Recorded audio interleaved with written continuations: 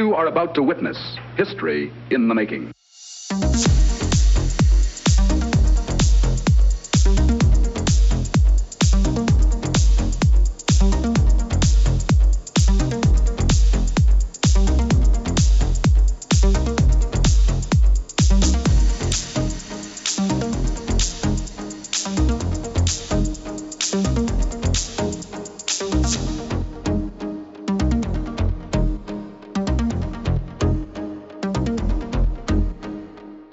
Hello, good morning, good afternoon, good evening, and welcome to the Pop Culture Gamers podcast. My name's Hayden. It's show number 131. It's the 14th of November, and I'm here, as always, with Steve. Hi, Steve. How are you doing?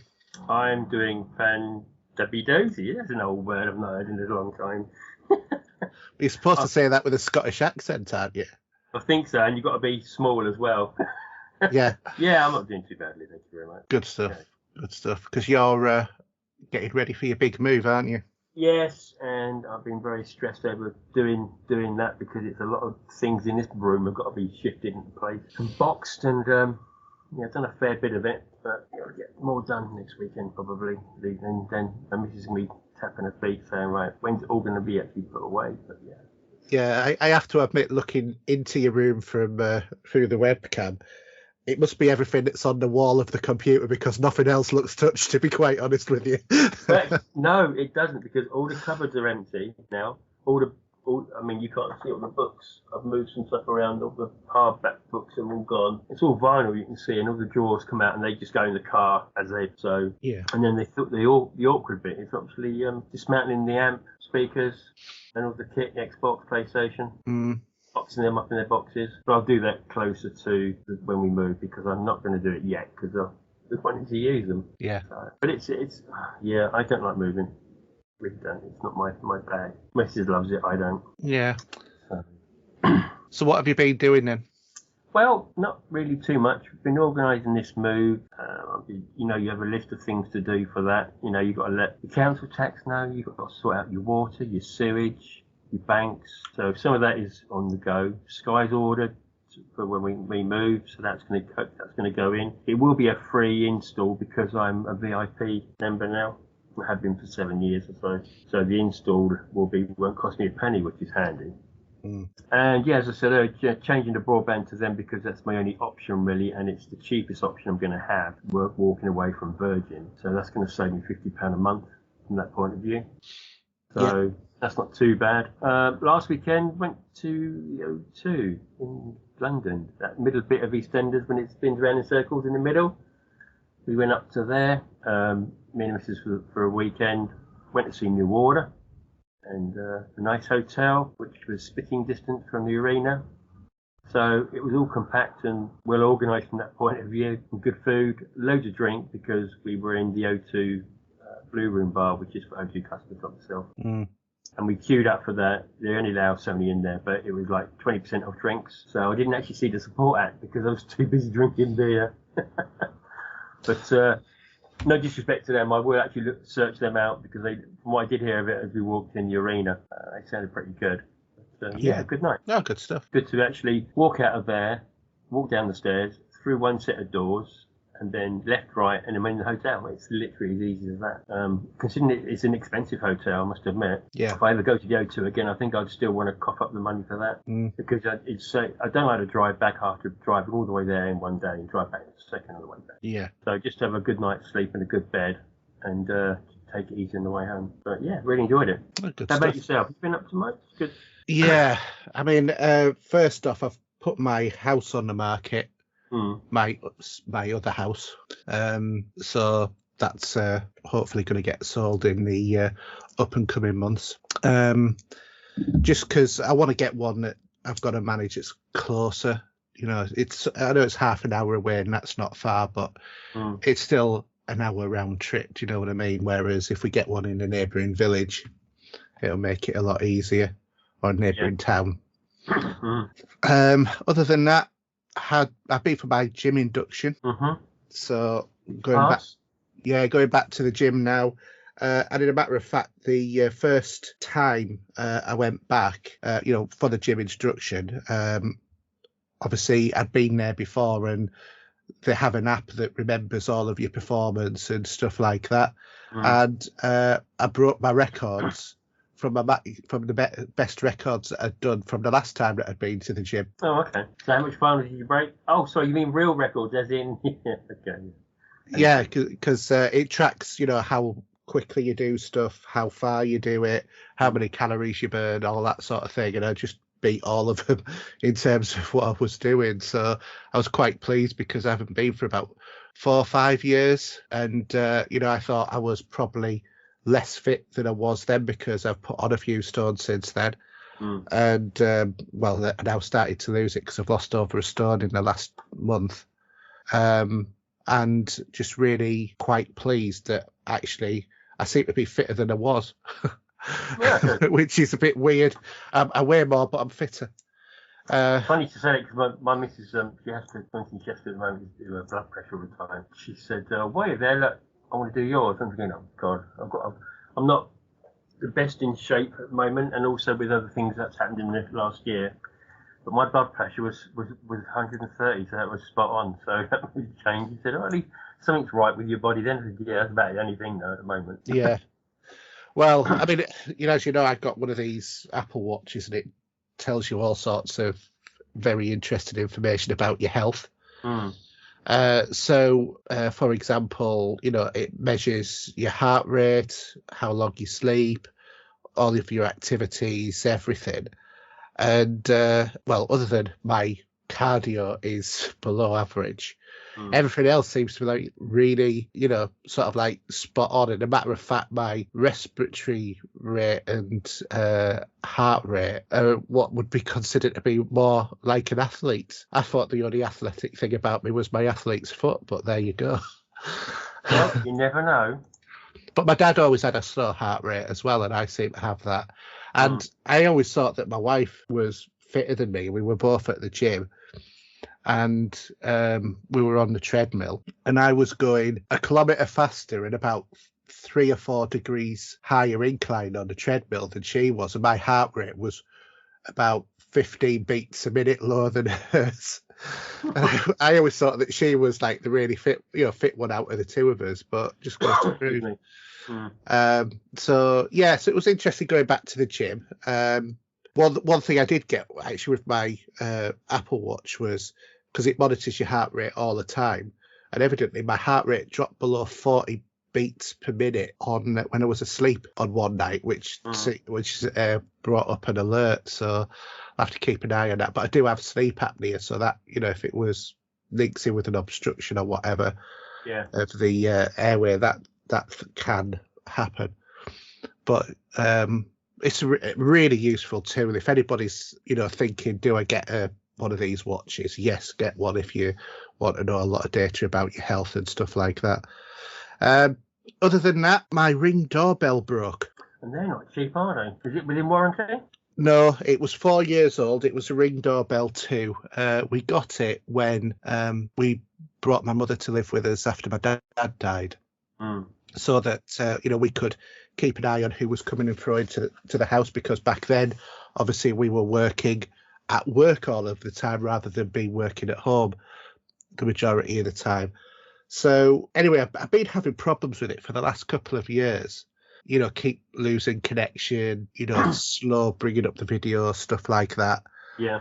And during the summer, I had to loosen the screw because every time it was screwed up onto the frame properly, it kept dropping out. And I don't know if that was because it's south-facing and the heat in the the sun was warming up the battery and expanding stuff or whatever. I don't know.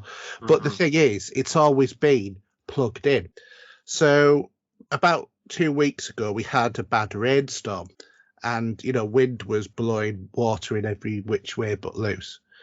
And anyway, the doorbell started, the ringer part of the doorbell inside, which was hardwired, because the Ring doorbell was hardwired as well, started making lots of funny sounds. And then when I looked, it was saying that the Ring doorbell wasn't connected, stuff like that. I went outside and the light was off and everything. It was dead, completely and utterly dead. So I thought, well, we need a doorbell anyway. So I went and I found on Amazon, I've now got the Ring doorbell wired. So these Ring doorbells are about £90 plus for the battery ones. This was 50. So I get the wired version because we wanted wired. Plugged it all in. Very easy to set up. But what got me is it doesn't come with any instructions in the box. And then I went online and watched a video, and it said if you've got, a physical manual chime, then you need to cross these two wires, and there's a connection wire, and obviously when I looked at my chime, there was only two wires that was connected on the chime. And I looked and I thought, from the little I know about electrics, and you'll appreciate this, Steve. I'm not saying anything. The little I know about electrics, joining a positive and a negative to each other normally means things go bang. So I thought, I don't believe this is the case. I thought, unless it's some sort of weird thing about closing a circuit which remains open when, but I thought, I'm not happy. Anyway, fortunately, my next door neighbour, is or was an electrical engineer, as his trade in the Air Force. So I asked Rob, can you just come and have a look at this for me? Because I'm not sure I should be doing this. He's like, no, I don't think you should be. And I thought, thank God for that. I had the common sense to know not to YouTube cross is always right. You do know that. So yeah, no, this was a Ring one though. Oh, is it? Yeah, but the thing was, it was for America. Oh, well, there you go. Yeah, and their voltages are a bit weird anyway. So. Yeah, exactly. But it was the only one that came up when I did a search for how to connect it, because otherwise it's relatively straightforward. It's two wires. Well, I installed my wife's daughter their one recently, Christmas actually, it was last year, and they had one that was charging off a USB. So I disconnected their doorbell system, fitted a new one, all well and good, and they know they can take it off and charge it if they need to. Yeah, because we've got one at the other side of the house that is just literally battery powered, because we don't have the electrics going out there. But this one, obviously, when we had the upgrade to the house to put on the room that I'm in now, we had all of that wiring put in because it was a perfect opportunity. So anyway, we put it on. It was literally just connect two wires, stick it on the wall, use the app to tune it into your account, and it's great. And it brings up notifications on my watch, including pictures and stuff like that of if someone's at the door. It was really rather annoying when we were sort of like finalising it, because my watch kept bipping up every 5 seconds. There's someone at your door. Yeah, I know, it's me. Sort of thing. Which is not using, but I quite like the new one. It's physically much smaller than the other one, as you would expect, but it's also black, and it just looks a little bit more like a normal doorbell, because I don't know what it is, but Amazon drivers particularly always knock. They never ring your doorbell. What is that about? Is it a COVID thing that they're told not to ring bells or something or other like that? I don't know. But they are a law to themselves, I must admit. Yeah, if you are a driver and you ever come into this house, please ring the doorbell. That's what it's there for, because we can't hear a knock if we're in the living room. So yeah, anyway, we got it set up and it's great. And one of the things which I actually hadn't realised, even though I've owned a Ring doorbell for a long time, is because I've got a chime, but the chime's only upstairs, the Ring chime. And so if you're downstairs, you can't hear it. Or you can't hear it very well, especially if you've got the telly on. So fortunately, it always pings up on my phone. But because Ring is sort of owned by Amazon, if you use the Alexa app, you can enable notifications to your Amazon device. And we have Amazon devices in just about every room. So as a result of that, you don't actually need a chime, because it'll notify you on all of your Amazon devices, and it even tells you which door, because we've got front and back door with Ring doorbells on it, more for the security, for the camera aspect on the other side. But it comes up as someone is at your back door sort of thing, which is really quite cool. I know it's like a very straightforward kind of thing, and there's probably loads of people who've got Ring doorbells who've been thinking, honestly, seriously, Hayden, did you not know that for the last 4 years? Well, no, I didn't, because I didn't look at the app. It's a simple thing. I got the skill on, but never actually really did anything with it. Also, I presume you can, because I think my family did when they did theirs. We set it up. Is that it would come up on? They got one of the ones for the TV screen. Yeah. So it just pops straight up on there anyway, and you see who it is straight away. Yeah, on the the Echo Show. Yeah, it does. Yeah. I mean, it did that on the Echo Show, but if I asked it to.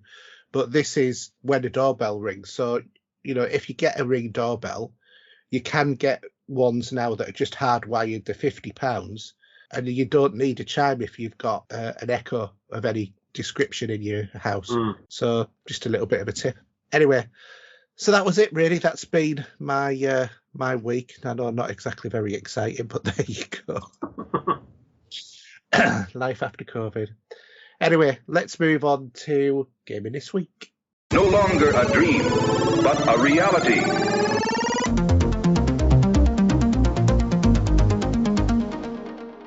Right, so gaming this week, and bit of news. First off, we've got the GTA Remaster Trilogy, which has been removed from the Rockstar launcher on the PC due to problems, evidently. Now, I don't even going to go in this route, but we've seen this all before. Yes, we have. For some unknown reason, we seem to get this occasionally. Is this a game you're tempted with? Because there is San Andreas, is it, that's on Game Pass? Yeah, the only one I really, well, obviously I enjoyed the last one. Yeah. We played that. But before that, I think the one I enjoyed the most was, what was the one that was set in the 80s? Vice City. That was my favourite. Yeah. But I don't know if it needs playing again, to be honest. No, I mean, I think that this is something that is a very nostalgia sort of trip for certain gamers. But I don't. For me, I've never had that nostalgia about GTA. It's just not been my bag. Yeah, it's great. I mean, it's a great game to play. I've never played it, but I don't think I could sit through. Excuse me. I think I could sit through that again. I've got a damn set of other games that I need playing rather than that one. Trying to play a game that I like to still play again, like Skyrim, for example. But I'd rather play that. Yeah, but evidently, because they've removed the older versions of the game, it means that you can't actually get on PC if you want it. GTA now, the older versions, right? Because the remastered. I've got a funny feeling I've got a version for my phone. I actually looked for it. I'm sure I've got Vice City on my phone. Actually, while you're nattering there, have you actually played it though? Is it any good? It's what it is, really, isn't it? Yeah, I know, but phone games tend to be pretty awful, don't they? If I just put GTA in and let's have a look. Yeah, I can just install it. That's it. Grand Theft Auto Vice City. Well, that's the best of the older. Well, from my mind, it was the best of the older ones. Yeah. But evidently, San Andreas was supposed to be really good. Yeah, I know. I think, for example, one of our someone that I know, Glenn, he used to love San Andreas, remember rightly? Yeah. Was that one with the biker gangs in it and the expansion? No, that was 4. I'm not so sure. Yeah, that was Grand Theft Auto 4. And the Ballad of whatever it was. Gay Tony, yeah. But, yeah, it's great. They are good games. I don't even know if I'd want to play 5 again through, to be honest, even though when that gets the upgrade, you have to pay for it anyway, I think. Yeah. Rockstar's point of view. I mean, I think that 54 quid's quite steep for older versions of GTA, which we've been able to pick up for a couple of quid. Even though there is 3 versions of it for that £54 or £55. I think it's a bit steep, personally. And especially for the PC market, because they're generally cheaper. I think you get a better value by buying something else for that amount of money. Yeah, I seriously did though. I thought it was on Game Pass. I thought someone had said it was on Game Pass, but clearly not. So who knows? Another one. Some leaked pictures about Arkham Knight, Batman featuring Damian Wayne have resurfaced on the internet. This was supposedly linked to what was going to be the 4th episode in the. Was it Warner Brothers who produced it? I think so, yeah. Games of the Arkham series. So we don't know whether or not they're actually just resurfacing just because, or whether or not it's possibility that that's been resurrected. Elden Rings, there's been some clips of that have emerged. Presumably that's one that you're going to be looking at getting at some point. I saw there's like a 20-minute YouTube video of it playing. Yeah, it looks very impressive, I have to admit. Oh, God, yeah. Steam Deck has been delayed until 2022, February, I think. Shock horror. I think that's a shame, actually, because for the price of it, that's a good bit of kit. Mm. If you want the Switch experience, but not the Switch itself. Yeah, I see what you're saying by that. Yeah.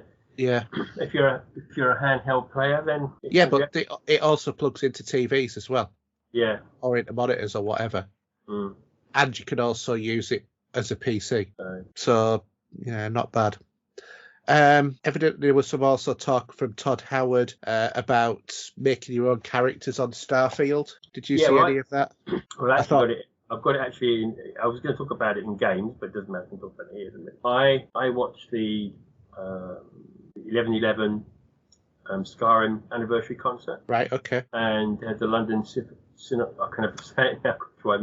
Orchestra. Symphonic Orchestra with a nice back vocals doing it as well. And the last piece of the surprise was they played some music from Starfield. And while that was playing, they were showing you some art from the game. Right. And the music really did sound nice. It's the same composer that's done Fallout and all the other games for him. His name's Zion, I can't think of his surname off the top of my head. And he introduced it. And yeah, it really, I love the thing. They played like a symphony suite from Starfield, and really nice. And what they showed you there regarding what it was going to look like, some of the art. Oh, well, I can't wait for that this time next year. And that's going to be 11/11 when it comes out, isn't it? So yes. So still a bit to wait for. Yeah, and I want to say a little bit about Skyrim 11/11 later, but yeah, I couldn't resist. Okay. So the last bit of news I had was, of course, it was N7 Day. I missed that one completely. Yeah. And there was a teaser image for the next Mass Effect game. Okay. Like a poster sort of thing. Okay, that's going to be years away then, I presume. Probably 2 or 3 years, I would have thought. Let's hope it's a good one. You never know. You never know. Do you want to do the new releases? Okay, so we have Shin Megami Tensei 5. This is on the Switch on the 12th to 11th. On the 16th, we got Sherlock Holmes Chapter 1, PC, PS5, Xbox Series X. On the 17th, we have a couple of games here. We've got Warhammer, Age of the Sigma, Tempest Fall on the PC VR. And we have got Next Space Rebels, which is PC and Xbox One. For the 19th, we've got Battlefield 2042 on literally all platforms. The 23rd, we've got Death's Door, PS5 and PS4. The 25th, we've got Cricket 22, the official game of the Ashes, on all platforms. And lastly, we have on the 26th, Lens Island on PC. Nothing there for me. How about yourself? No, I'm not very mood with that release date. I have to say, with this, we're 1 year in now onto the consoles. And I know we've had COVID, but after a year, we would get big titles. And I know we've just had Forza and we've got Halo just around the corner. But it really feels quite quiet for this time of year. Well, Call of Duty Vanguard came out, didn't it, as well?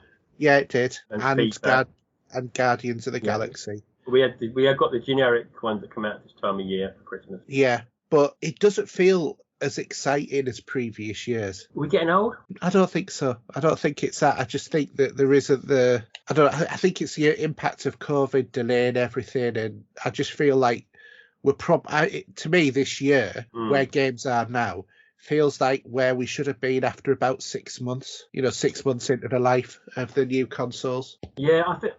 Yeah, possibly. I mean, we're going to have Forza Motorsport. What will that be? 8 or is it 7? I can never remember. That'd be next summer, and then Starfield as well next summer. Advertise that for November. And we'll have Horizon Forbidden West. Yeah, there'll be another Spider-Man game by then as well coming out. Yeah, PlayStation. There's the Wolverine game that's in development, but that won't be in next year. No, I can't think. past Halo and not until summer for Forza, if that will be the case. In my head, I can't think of any other game I'm looking forward to right now, or unless I'm missing something. I've got Destiny is going to be a thing that as a continuous thing anyway, so that doesn't count. I was going to say, Steve, surely you must be looking forward to the next big Destiny expansion. Yes, of course I will be, and I will probably get the purchase of the anniversary pack as well at some point. I think that's release date is the 7th of December. Yeah. Then the Witcher's expansion is February, I think, next year. Top of my head, but that's a given. But yeah, there's a few games I think in the background that have been leaked as well that are possibly coming out at some point. So it's still good. And we're going to talk about Forza later. I was watching a video for Destin on his channel, and all the top Metacritic games are all Xbox games at the moment, believe it or not, which makes a change. And with how well Forza's been publicised, I know there's ups and downs of how to purchase it, which we'll talk about later. But yeah, it's looking promising going forward, even for PlayStation as well. Although I don't know when their next big game will be coming. It might be a little while yet. Well, I think one of their next big games is coming to PC because it'll be God of War. I'm quite looking forward to playing that. But other than that, what's PlayStation got in from the PS5 point of view? Nothing I'm overly excited about at the moment. I mean, I can't remember if it's released yet or it's just about to, which is a director's cut of Death Stranding. Isn't it already out? I think it might be. I can't remember. To be honest, I've been having my head down in terms of what's coming and what's not, because I remember looking forward and thinking, there's not a lot. So just thinking it's time to catch up on some older games and going back over stuff that, you leave and all of that. I'm kind of like hoping at some point I might get Gears 5 completed. Yeah, I haven't. Well, I can't remember where I'm up to in that. How far I got, to be honest. No. It was a while ago. Yeah. Anyway, should we go to subscription games? Yep. So PlayStation Now, they've released their latest games now. So we're looking at Celeste, Final Fantasy IX, Mafia Definitive Edition. That'll be available until February the 28th, 2022. And then Totally Reliable Delivery Service. For Epic Games, you have up until the 18th of November to get Tiny Tina's Assault on Dungeon Keep and Rogue Company Epic Pack if you haven't already got them. And then on the 18th and onwards, there is Guild of the Dungeoneering, Kid Amensa Exhibition, and Never Alone Kishima's Inichu, I think it's pronounced. So those are the 3 games. In a matter of fact, that Never Alone game is a really, really good game to play. It's a small indie game. It's about a young boy who's befriended by like a Arctic fox sort of thing. And then, they go off on this adventure. It's a story about, saving a village and that sort of thing. And it's based on a lot of, the culture of the area. I think it was developed by a team of, people from whatever tribe that it was based on. Well worth it. It's one of those games like Limbo, that you really want to play. Yeah. Or Inside, it's that sort of game. So anyway, Steve, do you want to talk to us about what you've been playing? Yeah. So as you know, 11 was Skyrim Day, I think we're going to call it, and the anniversary edition was released. Yeah. There were some free updates for everyone with their copy of Skyrim. But if you wanted to pay, I think for me, it was something like £14 for the upgrade it to the total anniversary edition. I did such a thing. Sorry, I got hold my hands up with that one. So you paid £15 to play a PlayStation 3 game. Yes. PlayStation 3. Never owned a PlayStation 3. I never owned a PlayStation 3. So there you go. But there's obviously a load more modded stuff comes in with this, other bits and pieces.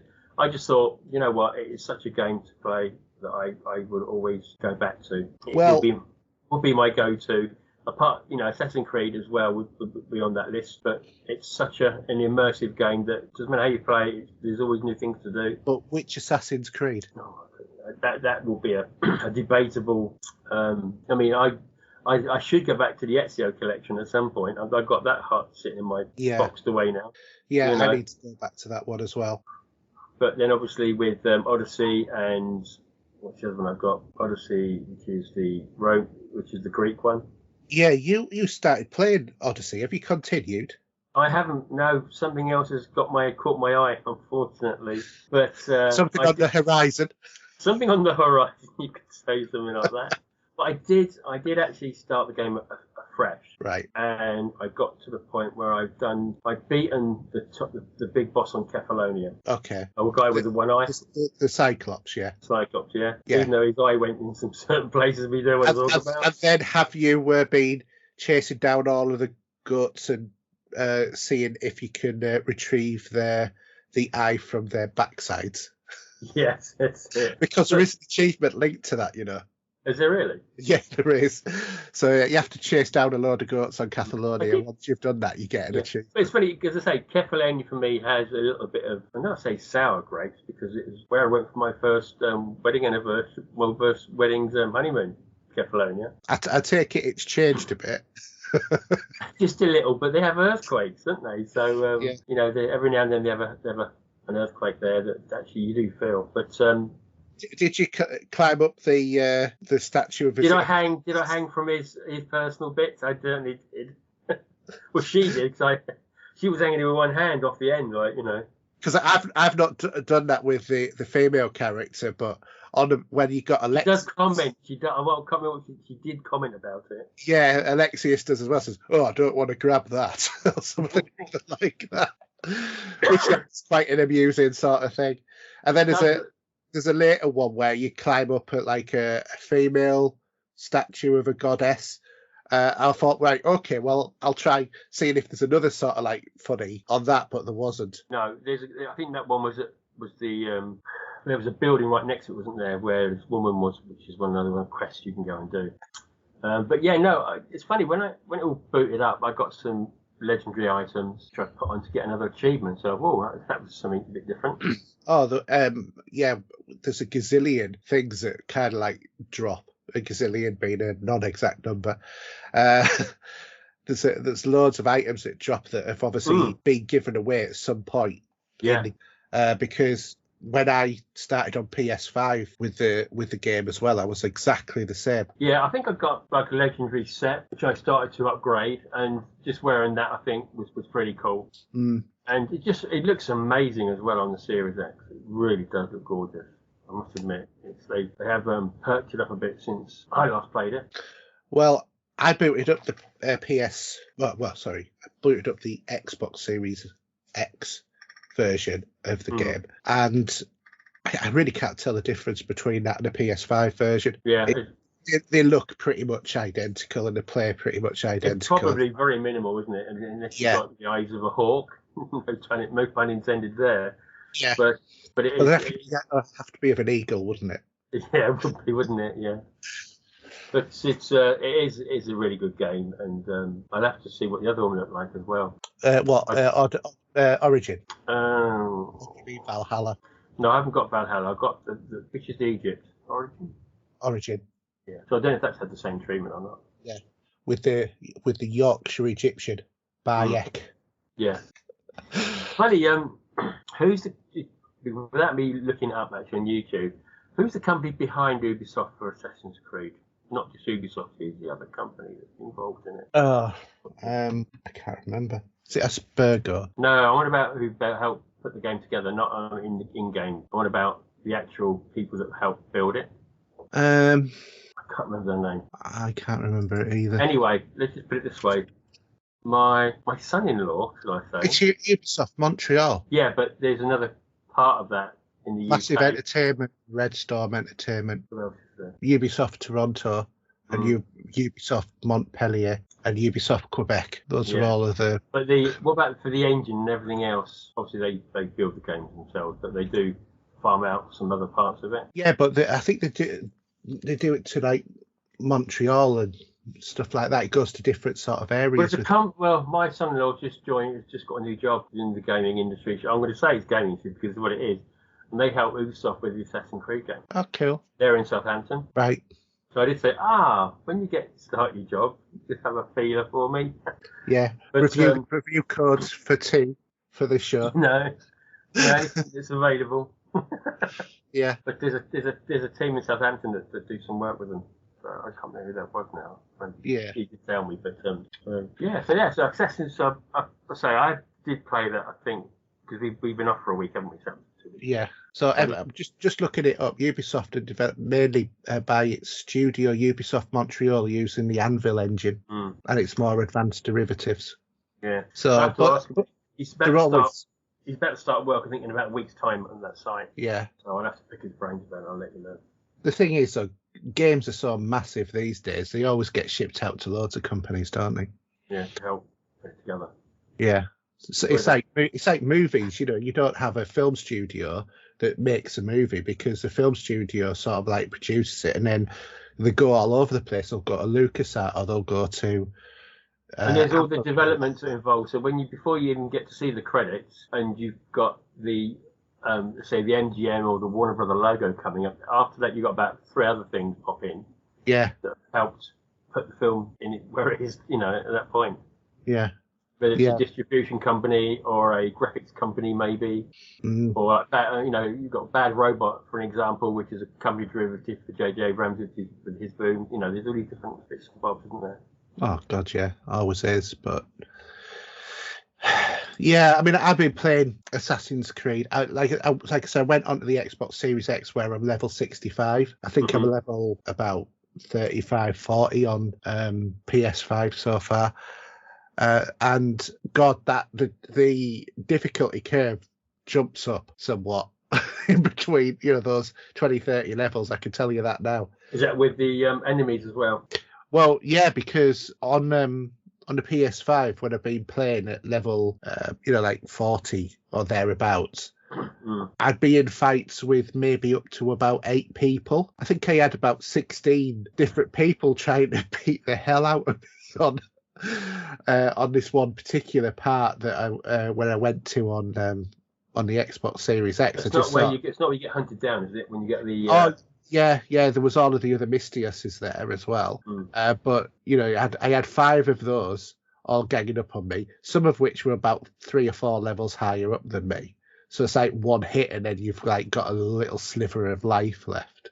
You're there trying to revive yourself before you get wasted. Yeah, exactly. The difficulty level sort of like goes up, so I'm just going to go back to where back to PS5 and just maybe have a little bit more of a smoother ride up to level 65 than just jumping back into it like that, because that was a bit intense. But it's a great game, and I've more or less streamed it every night. One night I think I did 4 hours and 40 minutes streaming of it, so it's quite a lot. And a matter of fact, it's even stopped me playing Guardians of the Galaxy because I've got that on disc and I haven't played it. I've heard all sorts of stories about it. Okay. Regarding the music that's played in the game, and for streamers having this issue. So there's this like library music that actually comes on, which is nothing like where it is when you play the game offline. Yeah, it plays such music on the online version.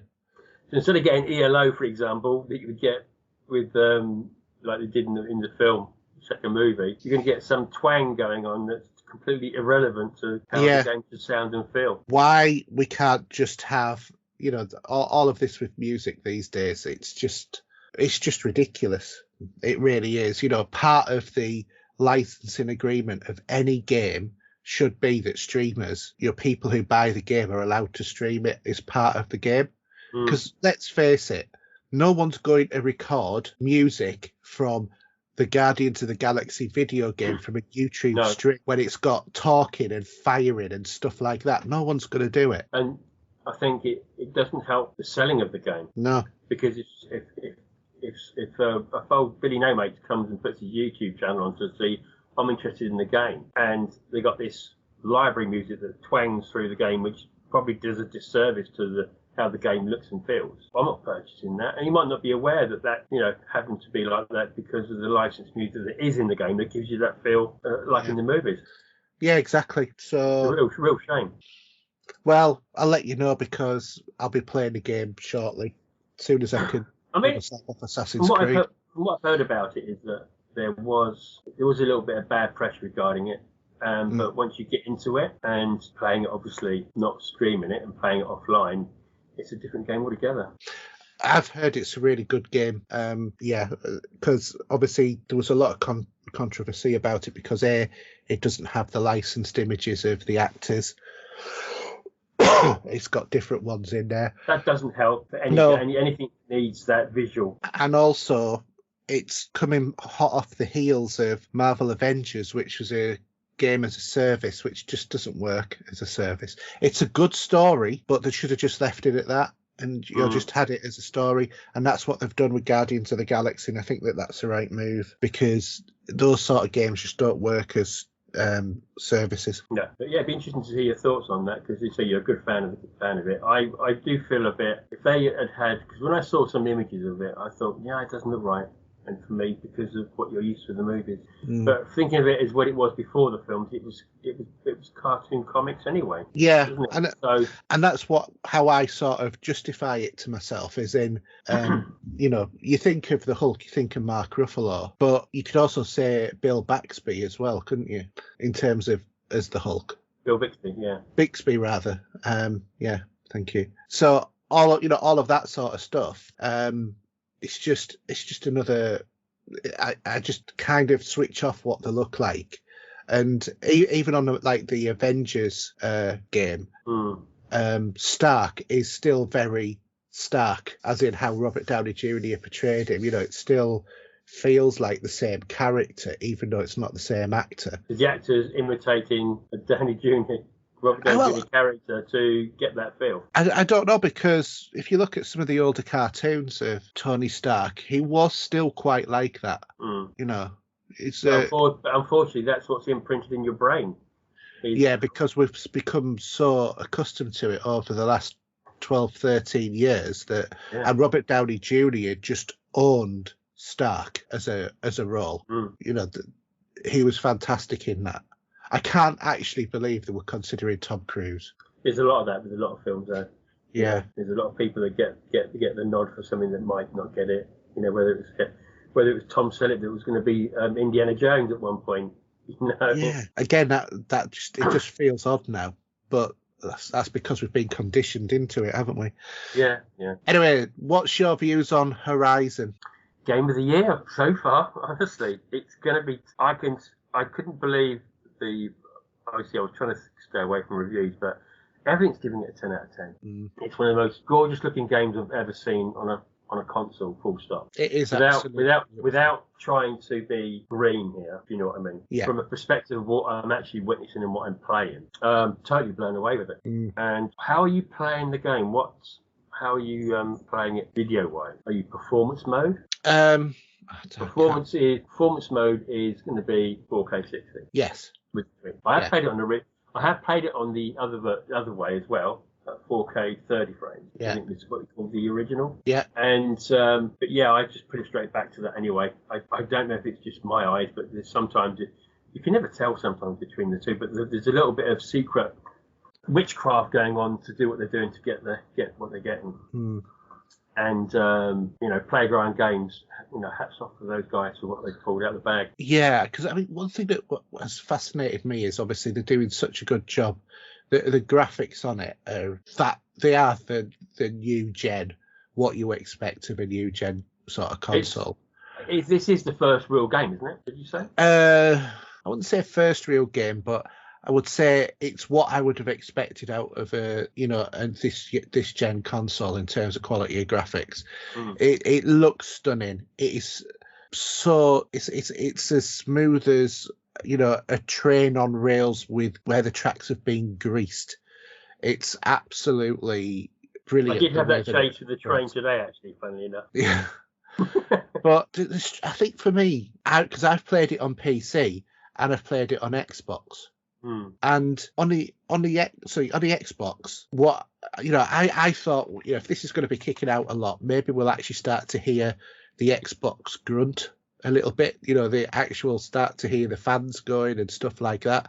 It's still as quiet as ever. It's not. Doesn't care, does it? It's running along sweet. No. And actually, just that reminds me, I've got another story that I'll raise to this because it's relevant. But on the PC, my PC sometimes can be noticeably, loud because it's got a bit more work. It's got 9 fans in it. It's got 3 on the graphics card, and then so it's got 7 fans on it. It's got 3 on the box and 3 on the graphics card. So there's a lot of fans there, and they all make a certain amount of noise, as you can imagine. But even on my PC, it was operating so smoothly and quietly. And I saw someone saying, God, the load times are incredibly slow on PC. Well, they're not if you store it on an SSD. Don't install it on your hard drive. Install it on an SSD. You get good performance, especially if it's an NVMe drive. Of course you will. I did see a side-by-side comparison with the Xbox and the Series X on load times. Yeah. Considerably different. And that was really considerable, that car doesn't even, when you're doing a race and the car comes on the podium, it's hardly turning around. Probably once, if you're lucky, before that it kicks in to start the race. Yeah.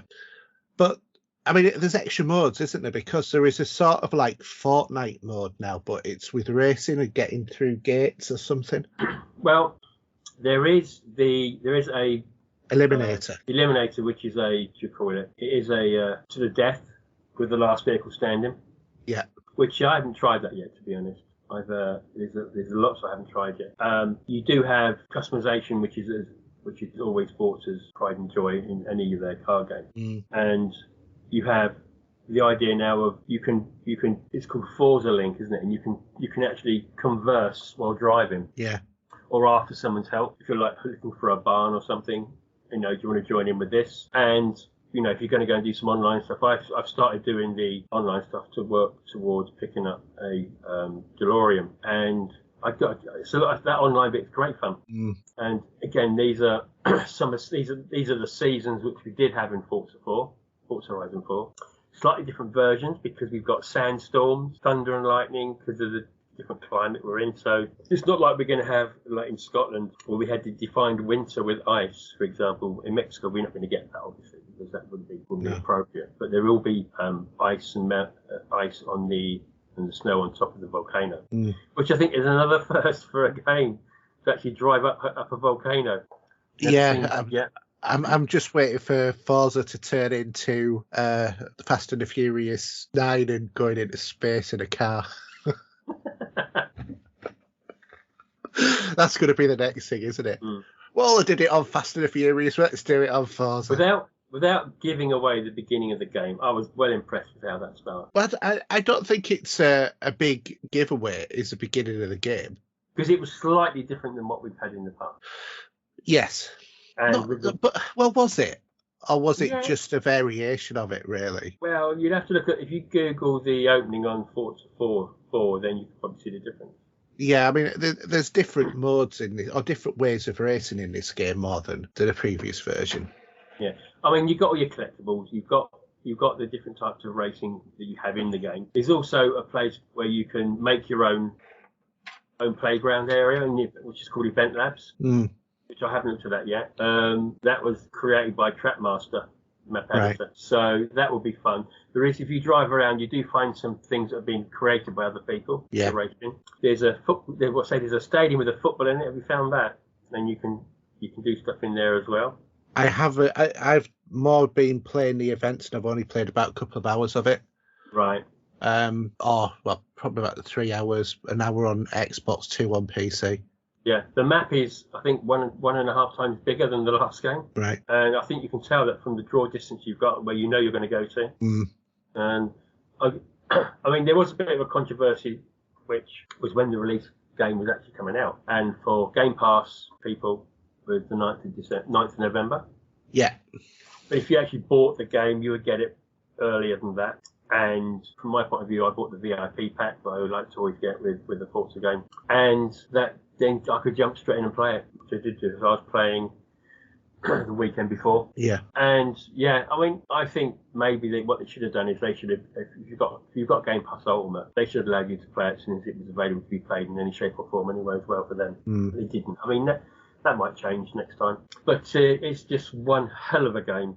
Everything about it is just amazing. And something I did do, which is a nice little trick to do if you've got the points to do it, is I bought the treasure map with my reward points from Microsoft. Yeah, it's only a couple of quid, isn't it? Yeah. I just kicked in a new fiver's worth. So I picked up the treasure map for the fun. It makes life a little bit easier. And I've done all the barn finds already. I've completed all them. I've got another couple more to be where they actually build the car ready for you. So that's still in going.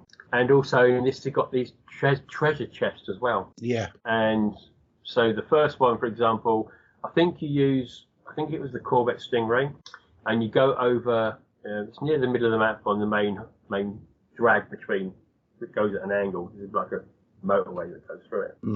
And off of there is a jump, and if you get over 120 meters, you get a treasure chest pop up, and you've got to go and find it. So it's into the barn find. You'll see like a red circle where this chest will sit. Yeah. If you've got the treasure chest, if you've got the treasure map, it will show exactly where it is. So you're not sitting there going around in circles trying to start from the middle and sort of driving around in circles till you at least find it. And that chest is 50,000 credits. Cool. So there's a nice, I don't think you're ever hard up in spending money in this game. No. I think I'm on 1.8 million at the moment. I might even be 2 now, I can't think. But I think, there's plenty to pick up there. I think the wheel spins, which are very good still, give you lots of bits and pieces for your character and your car. So, I mean, I've got about 70 plus cars in my garage at the minute. And there's nothing wrong with this game. It's just perfect in every shape or form. I can't think there's nothing that's wrong with it at all. I can't find anything wrong with it.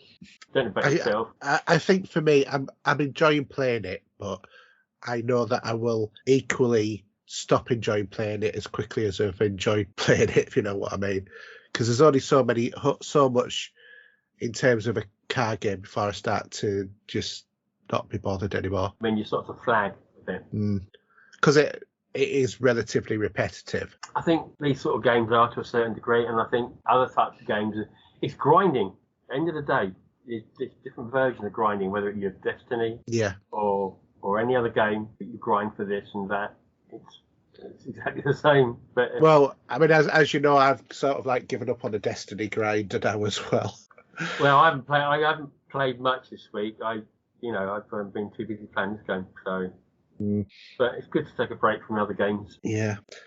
But I just think is when I do play this, I can't stop playing it. I do get to the point that it you know what I'm like. I'm feeling it's rumbled, and that's because I've nodded off, and I'm probably going to spin over a cliff somewhere, not realised it. But when you're tired, I think you've got to put it down. Yeah, I know what you mean. I know exactly what you mean. Yeah. So, the thing I forgot to mention the other day, earlier on rather, was the other day my son's PC started making this cacking sound, and it sounded like the pump had gone, which was a relatively new, not even 6 months old radiator, AIO on the PC. So I ended up getting for the first time in God knows how long, actually going non-liquid cooling, because everybody's saying now that the copper pipes and everything that they have on the coolers are so efficient, you don't actually need AIOs. And an AIO is obviously going to, at some point, fail because it's a pump. Whereas if you look at the normal coolers, yes, you have a fan attached to the cooler, but that's the only moving part. And if that's sort of like a magnetic one anyway, then there's no bearings or anything to really cause any problems. So I ended up replacing the AIO cooler that I had in my son's PC for a Coolmaster Hyper H412R air cooler. which is relatively small, but I'm absolutely amazed at it. It's a lot quieter. Because what I did was I kept the fan off his old AIO. I disconnected that from the radiator and I screwed it onto the back of the box, of the case, so that it was an outlet fan, and then put on this new AIO cooler. Now, I had a problem with this because obviously motherboards are all pretty standard, and it was one of those ones where you had to put the back plate on and then the arms for the cooler sort of stick through the holes in the motherboard, and then you flatten it on that way, onto the processor, which is all very well and good, apart from the fact that on the motherboard that I've got, there seems to have been put on some sort of like little screw bits from the previous one, which have sort of like would not come out of the hole at all. Yeah. And most nervous I've ever been in my life, I actually had to drill through the motherboard in order to be able. Oh, this hassle with PCs. Yeah, I know what you're gonna say, console dweller. It's the master race. But I had to drill through the motherboard, which I'm sure everybody on PC World sort of lands going, "Oh my god, I can't believe he did that." It worked anyway. It was only really slight as well. It was sort of like, it wasn't even 0.5 millimeter, but I couldn't get the rods through to be able to do it. And it was the right cooler for the motherboard, and everything was right. It just wouldn't fit through. I think I'm attacking myself. If I get that wrong, you big time screwed up. Well, I'd kind of like come to the point of, there's been a few issues with this PC with the cooler, and I thought, it's almost had the processor fried before. If this goes wrong, I'll get another motherboard, and replace that, and also replace the processor and the memory, because it's 7 years old. It's an i7, but it's an old i7, 4th gen sort of thing. So I thought, I'll just upgrade the whole machine or that part of the machine if it's needed. But anyway, we screwed through, put the cooler on, and I have to say, very impressed with how quiet it is, and it keeps the PC really cool as well. Very impressed. And as a matter of fact, even to the point of touching the cooler, you'd think you'd be burning your fingers, and it's not. It's very efficient in terms of heat dissipation. So yeah, that was a cool master. So going forward, then, do you think you would switch over with what kit you got in yours? That's a difficult one, because at the moment I've got a Corsair H100i on mine. It's got a 24 millimeter radiator with two 12mm fans on it. I might do. I don't know. If as long as this keeps going. But the thing is with AIOs is they will die at some point, because they still, even though it's a sealed unit, they still lose, water out of them. That was what was the matter with the PC before, because it lost the water out of it, because it, after 7 years, it had all dissipated. This cooler I got, it was $22.99. The AIO I put in was £50. Yeah. So you can't really go wrong for that, I don't think. Anyway, it was a risk, but it was seemed to have worked. But yeah, it paid off though. Let's put it that way. Yeah, definitely. But what I would have done was get him a Ryzen 5 or a Ryzen 7 processor instead. A much newer one, which would have been much faster. But or even an i5 or something like that, because for what he's doing for Roblox and stuff like that, he doesn't need an AMD 5900 or anything like that. So yeah, but it worked out really well. Really nice cooler. Very impressed with it. It's lovely looking. It's not massive either, and it's evidently supposed to be really good for small form factor cases as well. So obviously with small form factor, you have problems with heat anyway. So the fact that this works in that sort of case is really good, because obviously this is a bigger case, so it's got more air for the heat to dissipate. Directly above it, there is no, it's just an open grill, so the heat can go and rise straight out. Yeah. So dead good. Anyway, anything else you want to add about gaming? Not really. I'm just a quick little break for some water in a second, but other than that, we'll be good to go. Okay, well, while Steve gets some water, we'll have a quick music break of our normal jingles, and we'll see you in a second. In quest of a better life,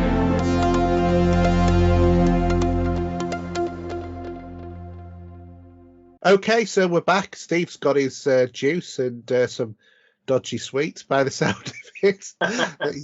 He's not going to try while he's talking in case he gets curry flavour. So we're on to movies, TV and streaming. So a couple of bits of news. First off, Venom 2 becomes the only second movie to pass 200 million at the 2021 box office. So obviously the strong box office success of Shang-Chi and the Legend of the Ten Rings, Sony decided to jump on the Venom Let There Be Carnage and have a release the first week of October. And it's outperformed the Marvel movies Black Widow and The Suicide Squad, evidently. So both of which were great films. I've actually I finally picked up Black Widow on 4K Blu-ray as well. Oh, okay. So my collection is now complete.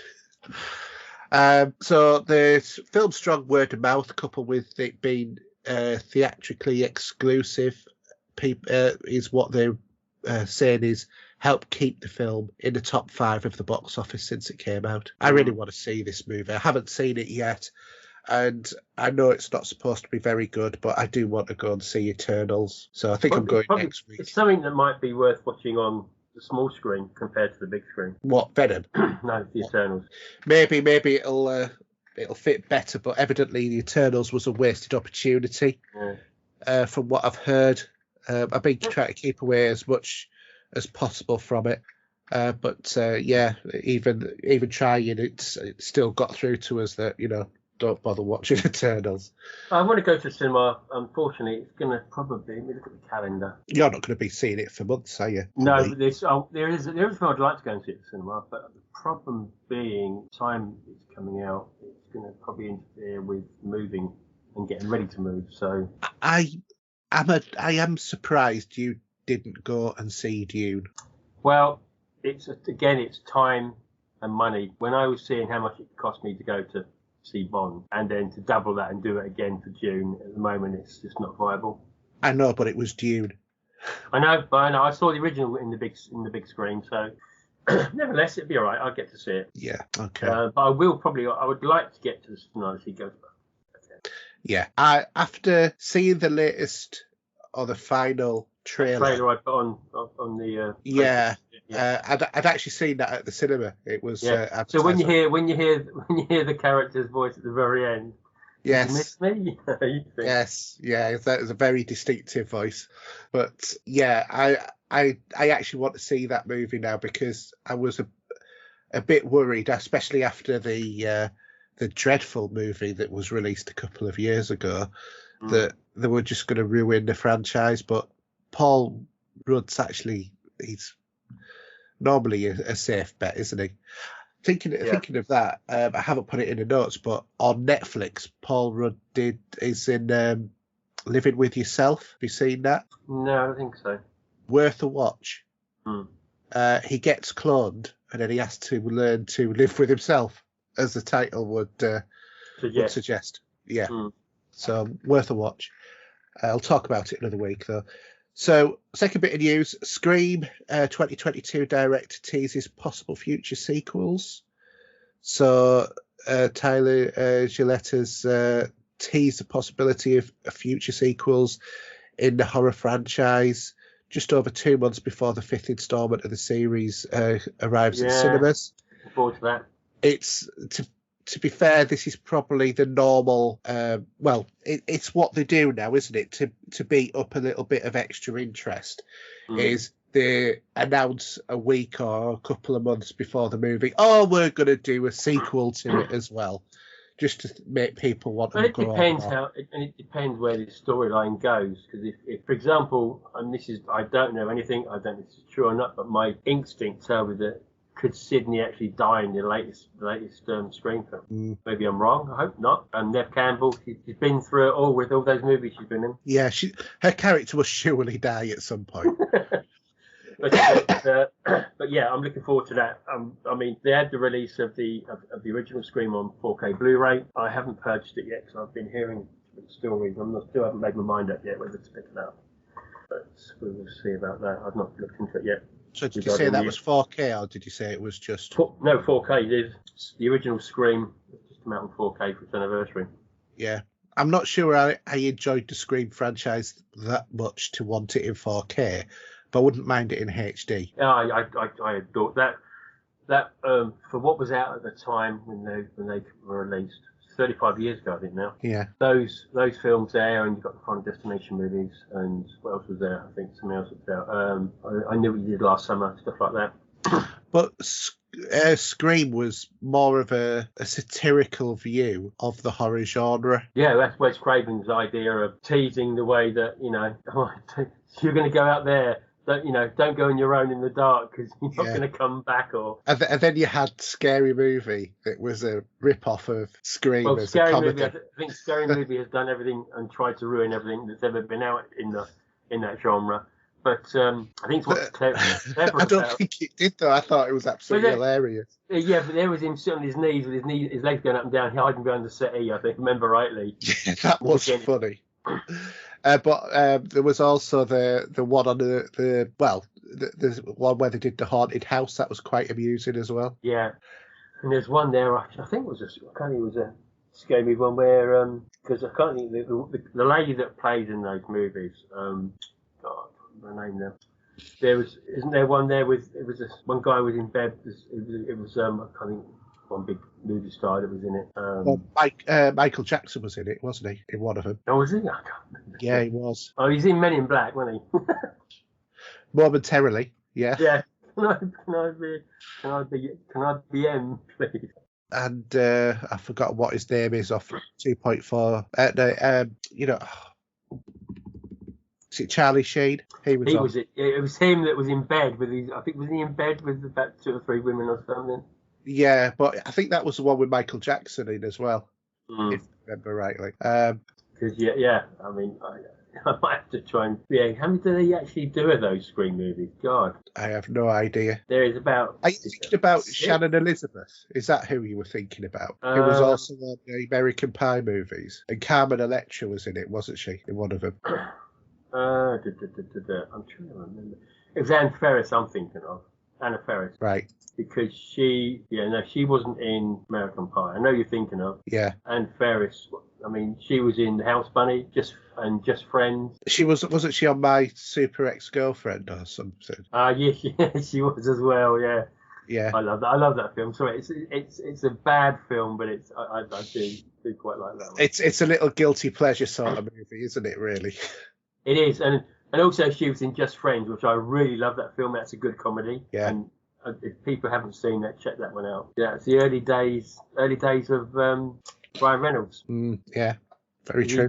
He's dressed as a big fat guy at the beginning, isn't he? And he shrinks down. Yeah, it's kind of like the opposite way of Shallow Hal, isn't it, really? It is, yeah. But it's actually, and it will be on over Christmas, because it is a Christmas film to a certain degree, because it is around Christmas, isn't it? Oh, thinking of Christmas, I have got myself the most absolutely brilliant T-shirt for Christmas Day. Oh no! It's festive. It says "Yippee-ki-yay," and it has Bruce Willis on "Merry Christmas." But there is one. I saw someone on Twitter did it. She had a T-shirt which had as if it was the one where he drew Yo Ho Ho on the dead character. Yeah, I'll have to try and fight on that. Actually, my mix. QWERTY. QWERTE. I'll send you a link because I actually My missus said to me about what I want for Christmas, a few bits and pieces, and I think that T-shirt would be quite appropriate for me. Not that anyone else would get it. Yeah. No, absolutely. I've got a lot of T-shirts from there. I've also got one with Mogwai on as well. Right. I got my Fallout Christmas jumper as well. They've got a Wally one and Darth Vader and here's the one you want, a Nintendo one. Yeah. Yeah. Yeah, that's your idea of hell, isn't it? No, I have owned a Nintendo machine, so I've been there briefly, but I had been there. I played Mario Kart on a handheld. Well, there you go, Steve. There's a link in the chat there for you. Let me just open that up because I'm just going to want to have a quick look at that. Okay. As a matter of fact, QWERTY is where I get all of my T-shirts from. I don't buy T-shirts from anywhere else because the sizes are really good. They're really good quality and they've got fantastic designs. So was that an actual T-shirt, that one, was it? Well, T-shirt or jumper, you can have it as either. So and this is awful podcasting when we're doing this, but well, while you're having a look through, because I don't know if you're on the T-shirt page, but one of them is Surf Arrakis House of Atreides, which is probably about 6 from the top. And I was actually wearing that when I went in to see June. That's how sad I was. No, I mean, I'm trying to look for them. Anyway, I'm trying to search for Die Hard, and I can't find a search page. Come on. No, they don't have a searching, which is really annoying. Really annoying. But anyway, another bit of news is about Predator 5. So yeah, I heard about this. Yeah. So it's now been confirmed by Disney via Deadline that the sequel in the Predator series is going to be set 300 years in the past in the Comanche Nation and involves a female warrior named Naru protecting her tribe against a highly evolved alien invader. Well, guess who that is. So the movie's evidently been shot under the name of Skulls, but it's confirmed that it's actually, the title is going to be Prey. So presumably that's going to be Predator 5 Prey. Yeah, I don't know. I really don't. It's I like the idea of going to probably what the backstory would be, but I just wish they'd never done a Predator 2 with Arnold Schwarzenegger. That never materialised, unfortunately, and it never will. And I think it's something that's not going to happen. So speaking of that, I was watching the latest trailer for that. We'll talk about that in a minute if you want. Okay. I think Steve's referring to the fact I've just sent him a copy of a T-shirt for Cobra Kai, which I've been watching with my son. Still, we're 4 episodes away from the end of season 3. And I'm not kidding you, he's absolutely lapping this up. He's loving it. Absolutely. Never seen him so excited about a show. And he's watching the original Karate Kid movies with us as well. So yeah, you mentioned that, I think, last week. Yeah. And he's absolutely lapping it up. So we're both really looking forward to the 29th of September when this is released. So what were you going to say about Cobra Kai, Steve? So I think I've watched what is the last trailer for it. I think recently. Yep. It looks really good, and the way what you see about it, and I've actually there's an Instagram account for it where I picked it up from, and we've got a long way to the end of it. I know it's not far away, 31st of December, but it does look good. Well, Hawkeye will be done by 31st of December, that's for sure. Yeah. But there's a lot of good shows that are restarting at the end of the year. We've got a week until Star Trek Discovery, season 4. And Destination Star Trek's on at the moment as we speak, or the finishing off of it, right? It's been this weekend. So. Yeah, hopefully Doctor Who will be finished off by then. I haven't started that yet. Just not going to that right now. We'll be all night otherwise. No, it's not. This isn't a sexist thing. It's not her. It's just awful. It needs rebooting entirely. Which hopefully will happen. Yeah. I have my missus. I mean, I really want to watch it, and unfortunately, because my missus is so used to binge watching these days, and I think a lot of people are. Episode 1 of Dexter has come out, and the new season. I was going to say the new season because I've never watched Dexter at all. God. Now, there's something you need. There's 8 seasons of goodness. I'm telling you now. Yeah, so you can nag me about Dexter. Oh God, I nagged you about Cobra Kai. There's so many people that I know that watch Dexter like me. It is such a good show. And once you get over the first few episodes and get into it, because it took my missus a couple of watches to get past about 3 or 4, and you get to know about his background story, you know, as a kid, and the ice truck killer, which is in season 1. Yeah. And there are some good storylines going through there. Even with his you know, he's got a girlfriend at one point, and you know, he's a bloody serial killer. You know. Such a good show, and yeah, I will probably watch at some point the last episode of the last season before it's come out now. But I might have to might actually wait until they're all out. So if they're one a week, we're talking that's going to be about eight or 9 weeks worth. And funny enough, I thought I saw Resident Alien. Yeah, I thought Resident Alien was coming back out again, but I was wrong. It was being replayed at the moment. Ah, right. That's a shame because I would love to see another season of that. It will be coming. I know that. Any news on the Twilight Zone? Is there another season of that coming out? Have you seen? Because I haven't seen anything about that. I really like the new series. No, I haven't seen it, but I think if anything, will we have a good laugh is watching Resident Alien, and that's just so good. Yeah, it's such a fantastic show. Again, another one I told you about. Yeah, I think you may have told me, but I think I picked it up myself without. I know you mentioned it, but I think before you said it, because I started to watch it, and Mrs. She gets a good giggle out of it. Yeah, I don't know any of these Die Hard t-shirts I'm looking online. I couldn't find any of that page. I'm still scrolling, and the one that I've seen on here says, "Now I have a machine gun, ho ho ho." It's too well written nicely. It's not like drawn with lipstick and looks all rough, if you know what I mean. Yeah, I think the ones that they've got on that webpage, that you have to keep an eye on it because the Christmas ones seem to be exclusive for that day that they're offered, because they do that on the site. But I'm not on there. I just went and Googled it. Right. Okay. Die Hard t-shirts. I couldn't find it on there. Right. And I'm not getting much joy. Yeah. But yeah, a proper Christmas t-shirt. Die Hard. For a Christmas movie. For a Christmas movie. Yeah, exactly. Anyway, should we get back to, we have certainly diverted here. Yeah. Do you want to do the cinema releases then? Okay, so 19th of November 2021, we have Ghostbusters Afterlife. We have King Richard, Drive My Car, Petite Merman, should I say, The Battle of Luke Changlin, and Dear Future Children. 24th of November, we have Encanto, and the 26th of November, we've got House of Gucci, My Boy Called Christmas, Pirates, The First Waves, Shepherd, and Lapwing, and on the 27th, we got Overrun. And I don't know any of those movies other than Ghostbusters Afterlife, to be honest. I have heard about the House of Gucci, but I don't talk enough about that one. Yeah, not your bag. Oh, yeah. Isn't that with Lady Gaga by any chance? I think. I don't know. I've got a sneaky feeling. I don't know. I don't know anything about that.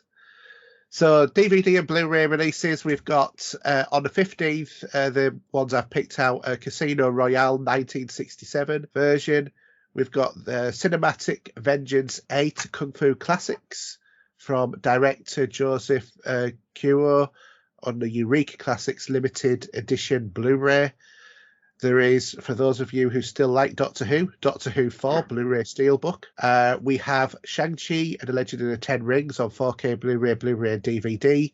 And this is the one I'm looking forward to, Spider-Man 1-3 in 4K Blu-ray collection. It's £30, which I thought was really good. 1-3, are we talking Tobey Maguire 1-3? Yes, Tobey Maguire 1-3.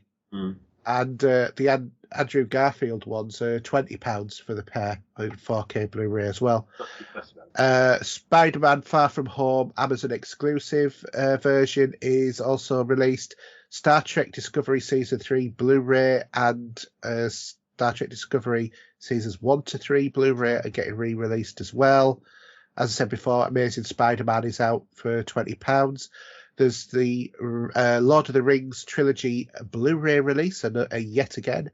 And then the Ten Commandments 1923 and 1956 4K Steelbook. Then on the 22nd of November, we've got Final Fantasy The Spirits Within 20th Anniversary 4K Blu-ray. And then the Stanley Kubrick 5-film collection with Spartacus, 2001: A Space Odyssey, A Clockwork Orange, The Shining, and Full Metal Jacket on 4K Blu-ray. And there's also the Woody Allen collection, which is out on Blu-ray as well. Okay, and can I pick out a couple? I haven't seen Don't Breathe 2. I've seen Don't Breathe 1, and that was really good. Yeah. So that would be worth seeing. That's out on the 15th. Yeah. Also, if I just scroll down, we have, what do we have here? Are you going to pick out G.I. Joe, Snake Eyes, and Triple? No, I'm not going to pick out G.I. Joe. That's an American thing. No. Oh, yeah, it's not called Action Man here, though. Yeah.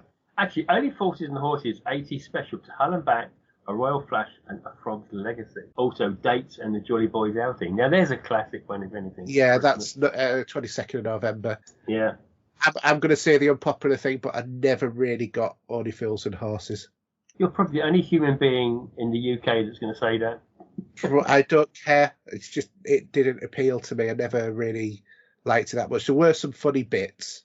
I'm not saying there weren't, but it just didn't hold the classicness to me that it does for other people. Well, it's not. I mean, we adored it when it was out, when it was coming out, and through its run that it had, you know. Yeah. I mean, back in the day when it was first released, you know, I used to watch it regularly. Don't get me wrong, and I used to find it funny, but I'm kind of like done and dusted with it now. I think what it's like. I've heard this phrase before. It's like a pair of comfy slippers. You love it, and you put them on, and you're just comfy, and you just enjoy it. You know. Yeah. And it's funny actually that the Kubrick collection. I mean, I've got The Shining and the Full Metal Jacket, and I really want to have Clockwork Orange and 2001, which you already have. 4K, don't you? Yeah, I've got the sort of like posh version of that one. Posh version, yeah. Yeah, I've forgotten what version it is. It's well, it's just on its own big box. It's there. That's it. Oh god, that's blurry. Is that me with the glasses? No, it's not. It's your camera. Yeah. It's just because it's got blurred background. That's why. But I love that movie, and you know, I never thought my son would be that into it, but he's absolutely fascinated by how kind of realistic the special effects still look. Did you tell him how they did the pen? No.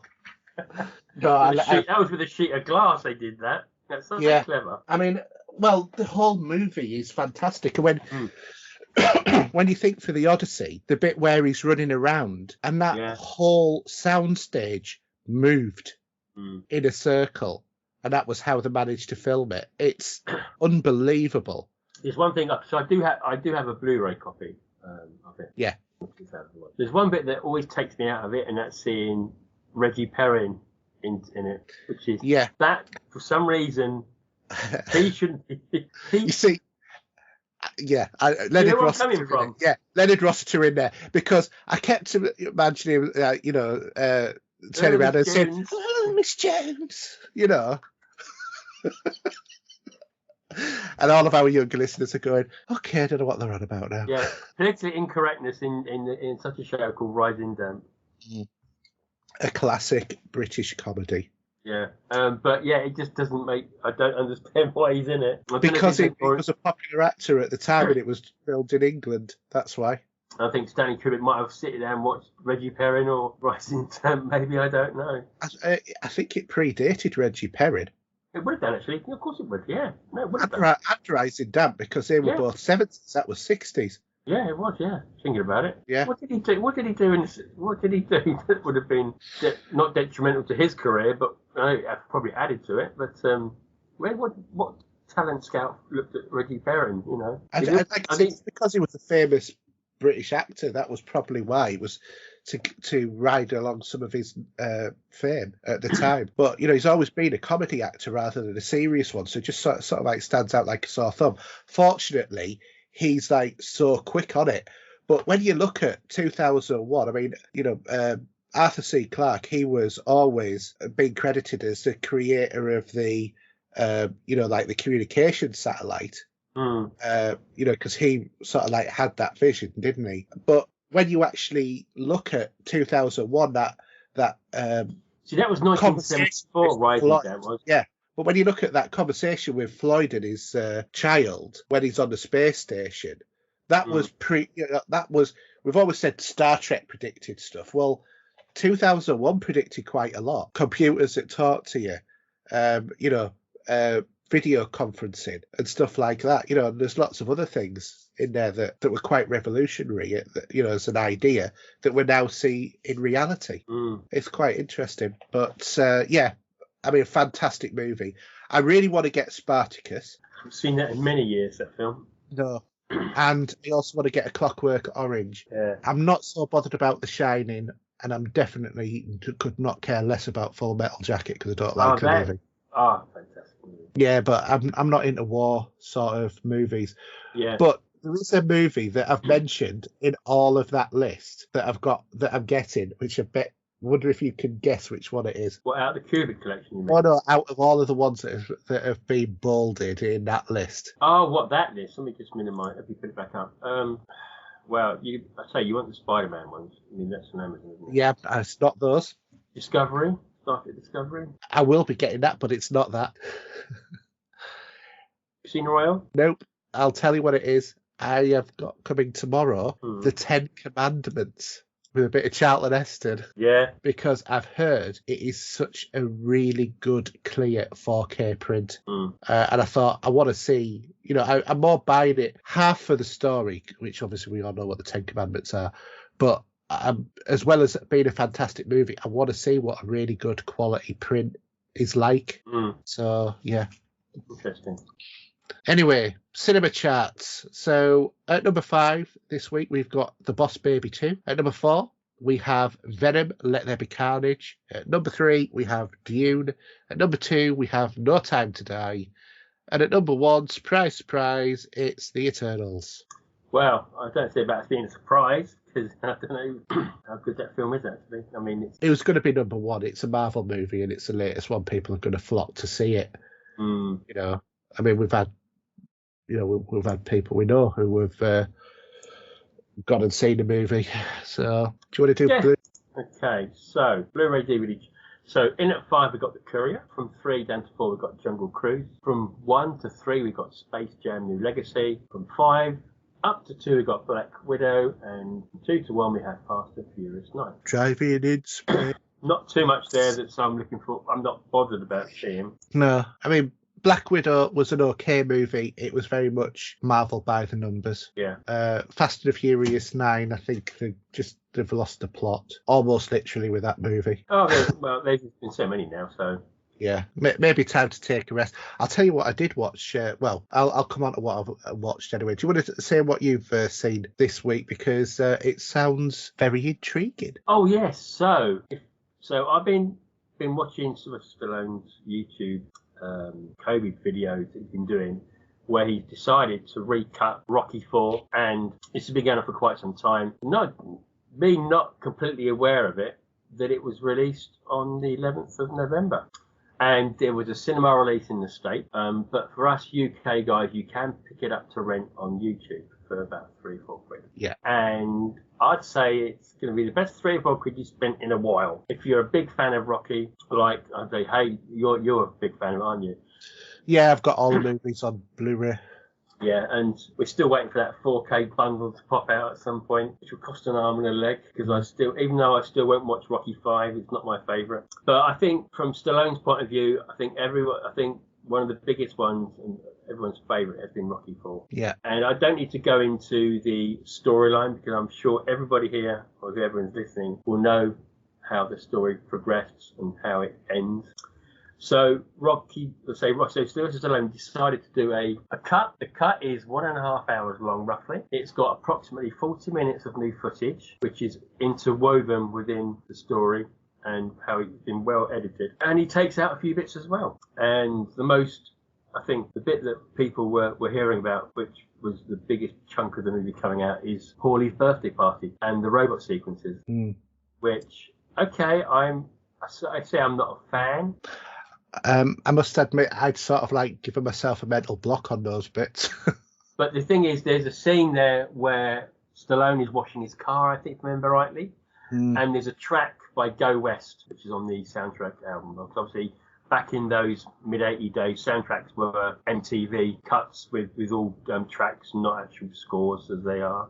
They do get more so now than they did in the past. But in the mid-80s, 90s, it was any sort of soundtrack that came out would be more to do with tracks from artists to promote the film. Anyhow, so they took this out.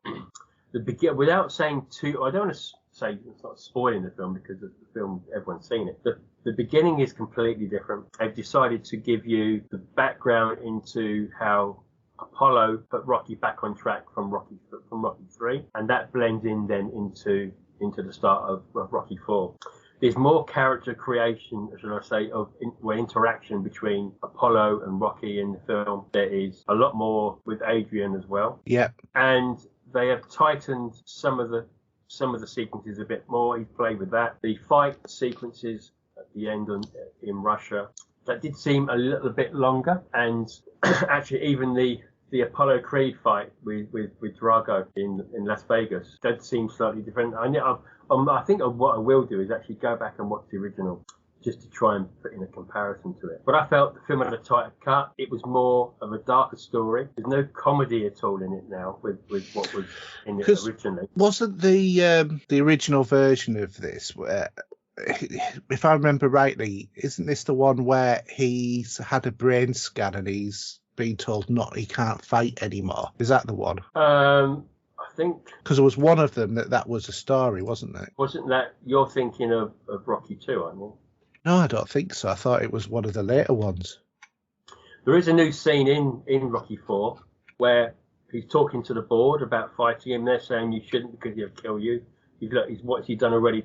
He's not a registered fighter as such. He's had no pro fights.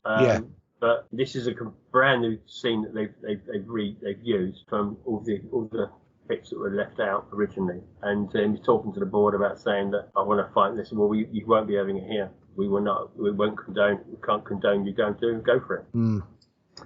But there's a much faster pace because even say this is an hour and a half long, which is the good old standard movie time back in the day. But boy, did it fly by. I'd like to see it. It was really quick, and they kept all the when he gets to Russia and Paulie's sort of face drops, in this cabin in the middle of nowhere in the snow, and all those training sequences are still there, obviously. Mm. But it's just I think it's very well put together. I say, if you go on YouTube, there's a making of with Stallone for an hour and a half. I started watching that last night when he talks about his thoughts and why he was doing the cut and how he was doing it. Also, there are some. If you go, there's some people that have done some interviews with him on the sort of a red carpet for the show. Mm-hmm. And Paulie as well, bless him, talking about he's a painter these days, as much as Stallone was. And didn't know this, but Stallone was actually a painter before he did Rocky, because he actually was painting the characters how they should look before he even did the movie itself, which is quite interesting. But I thoroughly enjoyed it. And when you get to the end of the film, which we all know, and he gives that speech, for example, that seems slightly different, and it doesn't end there in the ring like it did before. He gets out a bit more before that is. There's another scene, remember rightly, which is the death of Apollo. Yeah. And when you go to the funeral, there's more there than there was before from that as well. So it is I'd say darker film, but it's much more of a drama and fitting with the other movies. Because I think Rocky 3 was. Maybe that was slightly different from the first two, but this had a much more feel to it, and I really loved it. I really, really enjoyed it. When this comes out in Blu-ray, which I'm sure it will do, I will definitely pick it up. I would love them to remaster all of the Rocky movies and just get a 4K collection of them. It's funny because while watching the film, there is one scene that not bugged me, but when Apollo is in the pool with his dogs, and he's got the TV in there. I don't know who in their right mind would have a TV right by the pool. That fell off and went into the water. But the way it looked didn't look right, but that, I don't know, maybe it's the way it was filmed originally. But no, it's such a damn good version of the film. And I think people that really like Rocky will love it. There are a few, I did look at reviews, there's a few people that didn't really like it, but each to their own, but I thoroughly enjoyed it. And I know someone else that was watching it as well did as well too. A couple of people didn't see it. Yeah, I mean, sometimes people just don't like new versions of old movies, do they? No, I mean, if it's a film you like and you don't think, why should we recut it? I mean, Blade Runner's had a few little tweaks over the years. Look at the Star Wars films as well. Yeah, I mean, ironically, I still prefer the first version of Blade Runner. I know that's probably the most, one of the most unpopular versions of all of them, but I like the sort of like gumshoeness of Harrison Ford narrating over the movie. Yeah. But it's I really really enjoyed this, and I don't know if it's going to be. I don't know if Amazon are actually going to do anything about it yet. If it's advertised yet. Yeah, it'd be interesting to see it, but I'm gonna. Well, I'll just have to wait until I can buy it, I think. Yeah. Good stuff. Yeah, and I've just lost you. There you are. I'm here. So for me, I've watched a couple of things. First off is Dead Pixels, which, do you remember the Guild? Yes, I do remember the Guild. Right, well, I own the Guild on Apple. Not that I go on there, but I do own the Guild on Apple. Yeah, I mean, I used to love the Guild, and if you haven't seen it, just do a look on YouTube because it's free on there. It was a web series from about 10 or 15 years ago about a group of people who, play a video game. It's sort of like a World of Warcrafty kind of game. But what they've done, what Channel 4 has done, is they've rebadged it, made it English as opposed to American, and sort of like re-released it as Dead Pixels. So, for example, where you would have the woman who was unemployed, who never looked after her children, and would put them in a pen with a lid on the top, sort of thing, and then and be saying that just put that carving knife down. Don't worry about it. Oh, don't worry if you've cut your hand. It'll stop bleeding and that sort of stuff. She's now turned into a man who's also a pilot, who's looking after his kids when he's not flying, sort of thing, and all of that sort of stuff. But it's pretty much the same sort of stuff as the Guild, but like an English sort of twist with it. Yeah, I think the Guild was a one-off sort of show. Well, they did 7 series of it, don't they? But it was sort of like an internet sensation at one point, wasn't it? Oh, God, yeah. Felicity Day made a big star out of that. Yes, and two of the... they released 2 or 3 songs as well. And I still listen to them to this day because one's called Game On and the other one is Date My Avatar. Yeah, I think I even purchased that on Amazon. Not Amazon, sorry, on Apple. I do actually, yeah. Yeah. Do you want to be my avatar or something like that? It was cool. Do you want to date my avatar? Because obviously it's got her dressed up in, a cosplay sort of outfit from the game, and it's got the other members of the cast on. But they also did a song called Game On, which is quite good. A bit of a Bollywood sort of feel to that song. Yeah.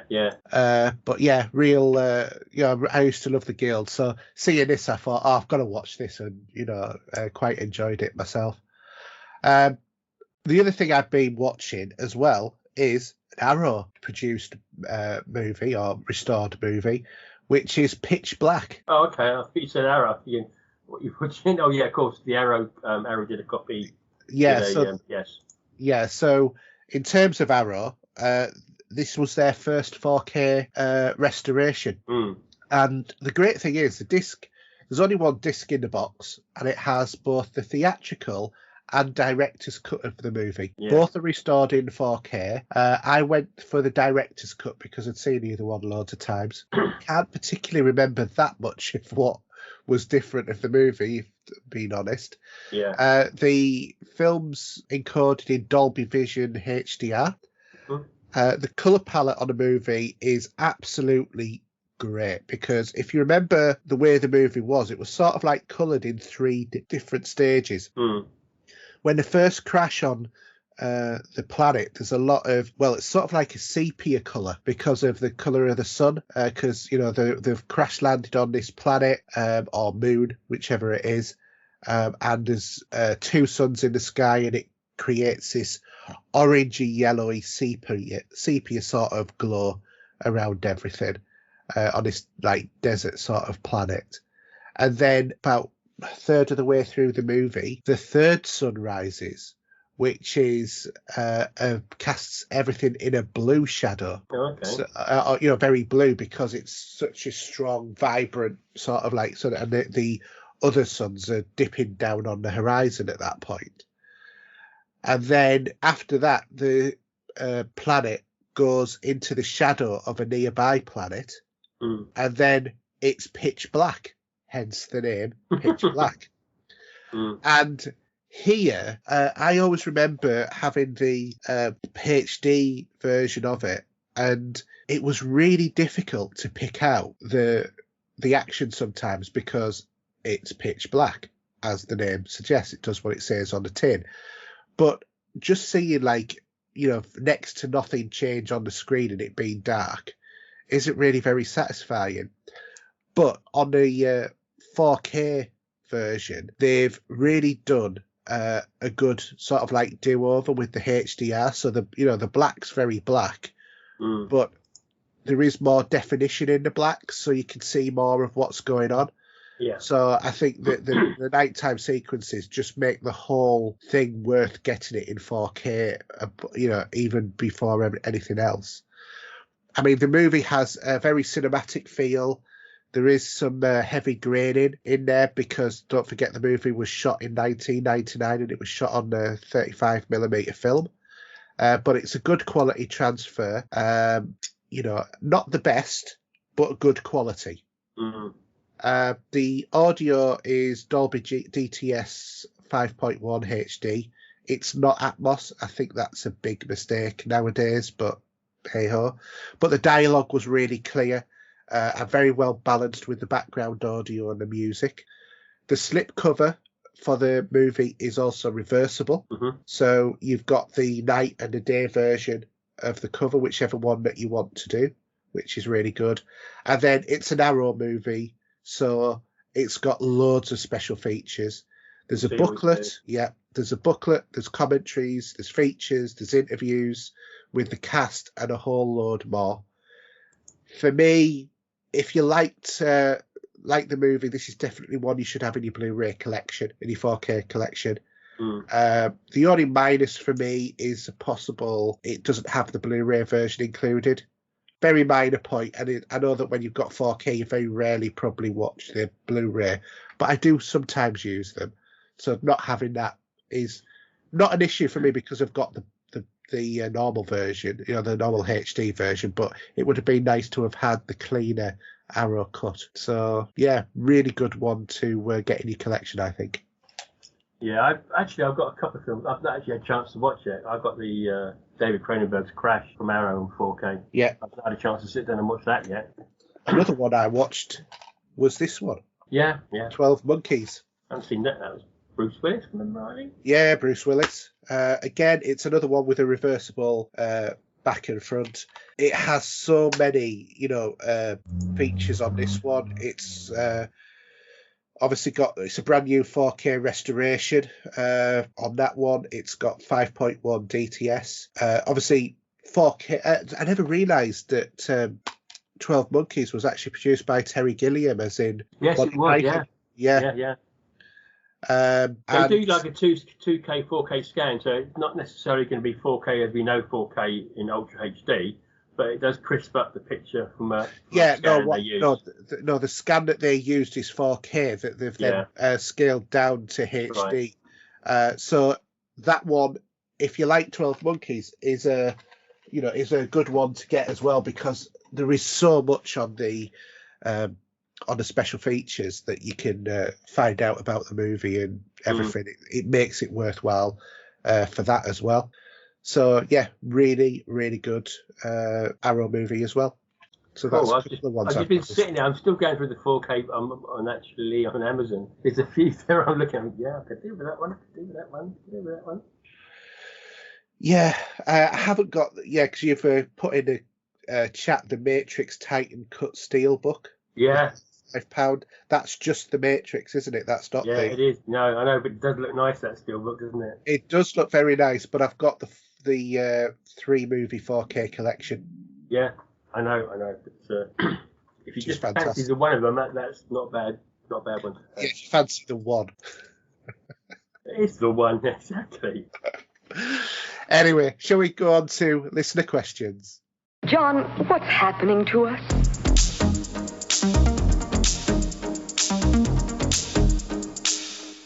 All right, so listener questions, and as always, we've got Mark who's setting us off, and I think these are going to be harder for you to answer here, Steve. But first question is, how much of your gaming is spent playing a game that you feel really comfortable with and you don't need to think too much about it. That's sort of like 99.9% of your gaming in Destiny, isn't it? Excuse me. Isn't it just?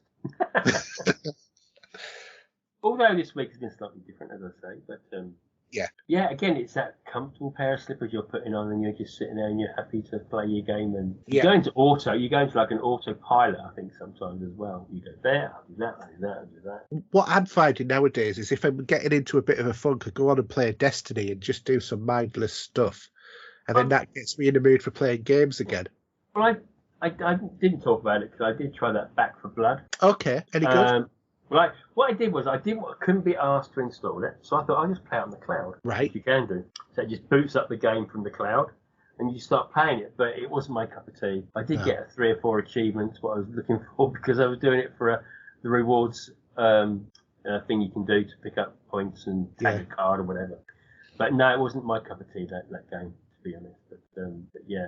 So how much of your gaming time do you reckon that you play your comfortable pair of shoes of Destiny compared to your total gaming time? Well, if you actually look at my total game of time, as we've looked at already with Destiny 2. Yes, which is measured in weeks rather than in hours. Yeah, saying that I've had about this week. I think I've had about an hour on Destiny. Yeah, this week. I've heard that evidently sales in Bungie shares have fallen through the floor. And I've actually not done a bit of gaming sometimes. I've actually just sat down and I'm just going to lay down a settee in the other room, and I'll just, even though I can have it in all glorious ideas in here, I just sat in the other room and put my Plex server on and just watched the film. Yeah, I must admit, sometimes I just want to watch a movie. I just want to do a passive experience. And what did I watch the other night? I watched Any Which Way You Can. Brilliant movie. You know, and I just vegged out, and I know the film inside out. And I thought, I just sit there and watch the film, and you know. Funnily enough, that was a movie I watched a couple of weeks ago as well. Yeah, even it being the second one, because I just sit there and I just sing along to Clint Eastwood and co doing the song with it, 2 Beers. Yeah. But no, it's I mean, your gaming time in Destiny so far. Do you want to hazard a guess? I've got a Scooby-Doo. Go on, you tell me. Well, do you think more than 80 days? Probably, isn't it? Is it about that? Yeah, and then some. 93 days, 8 hours and 4 minutes. It's like AA, isn't it? They call it GA, Gamers Anonymous. DA, Destiny Anonymous. I mean, I'm 14 days on there. Yeah, and I did play, so did a little bit of... Actually, if I just turn round, it's actually turned off now, but because I have taken some stuff off my hard SSD drive as such. Okay. Due to the fact that we're moving, and I think I need to have some games on there that I won't obviously delete Destiny, obviously, because that would take 3 years to put back on. Yes. But looking at the games I do have here now, I've got Alan Wake, Odyssey, Skyrim, Fallout 4, Flight Simulator, The Village, and FIFA 21. So bulk of those will be able to play offline. Yeah. So actually, you should be able to play Forza offline as well, actually. I think you can. Yeah. So given your 93 days on Destiny, how 93 days, how much time as a percentage is that of your gaming? How, you know, it's in an average week?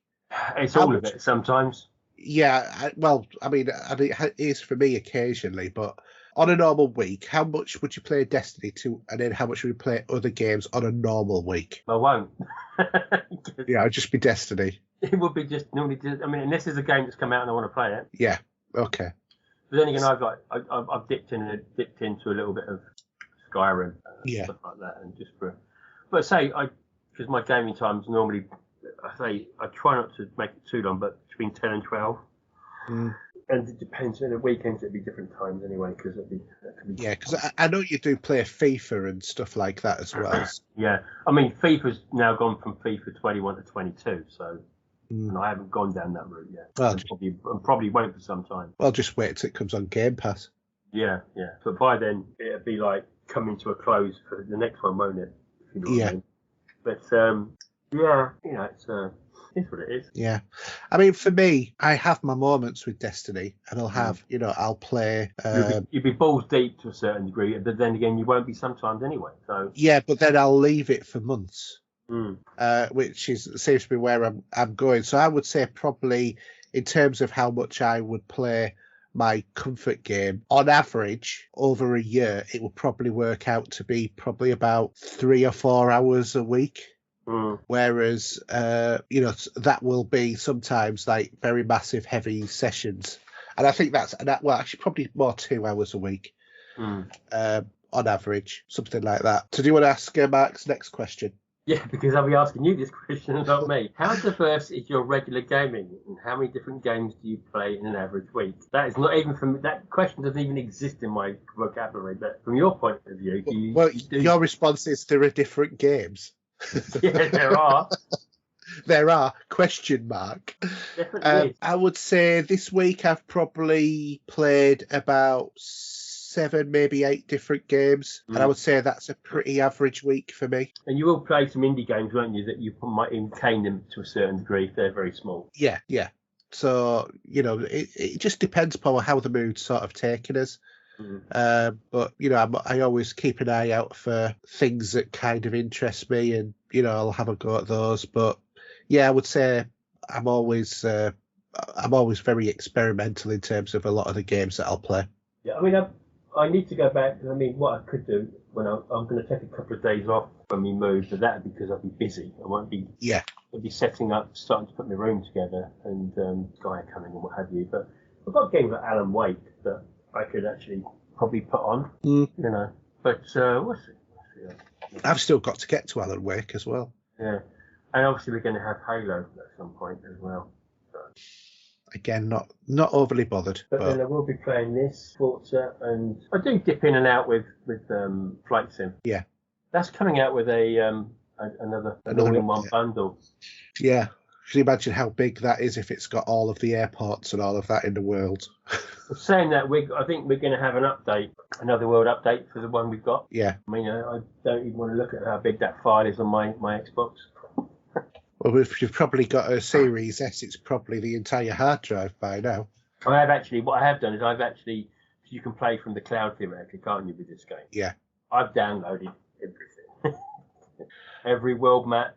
Every little thing I can do that's free is on there, so I can just play it offline. Yeah, why not? Can you actually play it offline? Yeah, you can. Oh, okay, I didn't realise that. That's what. So if you download it all to your hard drive, you're fine. Yeah. Because if you don't, you have the option of playing it sort of semi-online by the cloud server.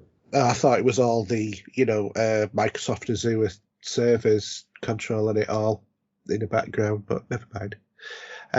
Anyway, let's do Paul's question. So Paul Wilson's asked, God forbid, if all online subscription-based gaming services went offline... It will do for me. Yeah, it will for Steve shortly. And sales of all video games, new, used, lent, hired, or any other kind of borrowing were banned for 1 year, could you still manage to put in your regular amount of gaming hours based on your current video game collection without replaying any of your past completed titles? I'll be fucked, Steve.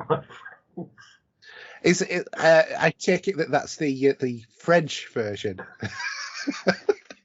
Sorry, you completed that out. All right. Yeah, the beat was a bit late, but never mind. So you would have difficulties, I think, is the words you were looking to express yourself there, Steve. How many games do you have on your Xbox? Well, if you just hit the button, I'll tell you. See, what we got? I reckon it's about 9 in total. And I've still got 145 free. Right. Okay. And how many of those are online? 1, 2, 3, 4. 4 of them are online. Fair enough. Well, Fallout, but then again, I won't class that with Bethesda because their mods are online, but you can play those games as you can. The Village is the same, obviously the Resident Evil, but Destiny, Flight Sim you can play offline. Forza you can play offline in solo mode. Yeah. Without the servers, and FIFA you can play on without servers as well. Fair enough. So there is a. I think for Paul, the answer to your question for me would be I think I might be all right because. Can I just say one thing, though? Go on, then. But if he suddenly go off, if we have this, everything goes offline, Yeah. and everything's in the cloud, and you can't get to it because you haven't got the disc version. Yeah. That won't help, will it? No, that wouldn't help. But given the fact that I have a few games. I've got a few games on disc. Actually, I've got a few discs, not many. yeah, I mean, I've got Kicking two. around. I've got a few PlayStation games. Yeah, I mean, if I looked at my disc-based games Very small. on Xbox and PlayStation, they measure 2 meters in length. And the reason why I know is because my desk is 2 meters wide and I have a shelf above it, which is the same width, and it went from wall to wall. So, 2 meters worth of PlayStation and Xbox games. But then I've also got, which I've got stored on other hard drives, which are not plugged into my PC at the moment, but 1,326 games on Steam. Yeah. So I could just plug in those hard drives and run it, and that'd be all right. And I think I've got 549 games on Xbox, so probably about half of them don't need a network connection or anything like that. So I might be all right for a couple of decades without repeating any of the same games. Yeah. I mean, when we say that, I'm assuming that we don't have to verify, every 3 months or whatever in that scenario. Otherwise, I've got enough for 3 months, and then I'm pretty much in the same situation that Steve is, a bit perplexed. But if we go into put Wilson's second question, because he had put the second one, so go on then. So if you're offered £1 million to give up video gaming for life, would you refuse the money? That's a very... I think that the better question would be, if your wife gave you the ultimatum, it's me or video gaming, how quickly would you get a divorce? Yeah. But from this... Would it, for £1 million? Yeah, because I'd go all in movies. It will be, I'd still have music and movies to do. No, Yeah, so would I. But I think you would miss the video game side of it. Oh, yeah, definitely. I mean, we're all getting older. We have to face it one day. Something might happen that might prevent us from being able to play video games. Yeah. And then we would only have our music and our movies and books and stuff like that to rely on. So, yeah, exactly. As you get older, you start thinking about these things, don't you? But if I was given £1 million, yeah, I'd give it a go. Yeah, I mean, you could probably get involved with the other side of gaming, I suppose, couldn't you? Maybe from being involved in a company. I don't know. Not that you'd be able to, I don't know. Well, if you have £1 million, there's a lot that you can actually do, isn't there? So because the big inhibitor is not being able to afford what you want to do. Personally, I would like to travel more and stuff like that. If I was given £1 million, I could say, right, I'm not working anymore. Bye bye. I don't know if you could live off £1 million these days. Well, I would, given how much I earn, I would be not quite getting halfway there in a decade. Yeah, just the way the money, how the money would last and how you'd use it, and yeah. But if I assume that I would spend it at the same rate as I'm presently doing and living the lifestyle I am, I'd be all right, quite possibly until I die. Given the fact that there'd be interest and stuff like that, pension. And there's ways to probably utilise that money sensibly. Yeah, exactly. So yeah, I would give it up and I would look to do something else. I would do what I've always wanted to do, learn how to play the piano or something like that. Exactly, I see that. So anyway, Lee Doherty's asking, with GTA 5 trilogy coming out in a dodgy state, do you think enough is enough with remasters, or would you like to see more old games getting a re-release? Well, we mentioned this earlier, but I think I don't mind the idea. Remasters are fine if they're done right. Yeah. Halo 2 looked great, for example, when that was remastered. This again is always, these games are always through spectacles of our own love for certain games, aren't they, as well? Yeah. But I think, depending on how old you are and what generation you've lived through, you will get to a point where, do I really need a remaster on some games? Because if you've lived through a good chunk of it, you might not want to revisit that. Yeah. I think. And they think of remastering games that aren't as old as you are for some of the games you could think that you could remaster. I mean, they're right. They did Mass Effect, didn't they? Yeah. And we all rushed out to buy it. And have you finished it? Of course not. No, neither have I. And there is like, we've had sort of remasters in a way of games like Fable. So I did complete those. There was like an anniversary edition with Tweak, weren't they? Mm. We got the new Fable to come out. That's something else we got to look forward to. Yeah, Fable 4. Looking forward to that. And it's a difficult. It depends on your personal love for a certain game, isn't it? At the end of the day, if it's something you want to like to see remastered, and I mean, we've had great example here now is Alan Wake, for example. I thought you were going to say Skyrim, since you've now bought the PlayStation 3 era game again. No, I just upgraded it to the ultimate. Yeah, the ultimate cash grab. I mean, it's still by Bethesda. I go and look at it. It's still called. They call it. I think it's called it's a special edition, isn't it? Yeah. And that has had tweaks. Yeah, it's had tweaks, but considering that they're charging you again for the game, well, give us another 1,000 gamer score for it. But they haven't even done that. Yeah. But then I think about it. You think about would you like? Not that you would. Would some people out there like to replay Fallout 3 remastered? I would actually go for that. Probably. Well, look at the remake of Saints Row 3. That did quite well. I personally, for me, I like, rather than remasters, remakes. So like with Resident Evil 2 and 3 and Final Fantasy 7. I think that's the way they should go with the games, rather than doing a remaster. So it's a complete from the bottom upwards. Keep the same story. Maybe, give it a couple of extra twists, but really up on the graphics and everything else. Remasters are a little bit of a cash grab in some respects, because they up the resolution, up the pixel count, jobs are good, and, that's it. And it's just not...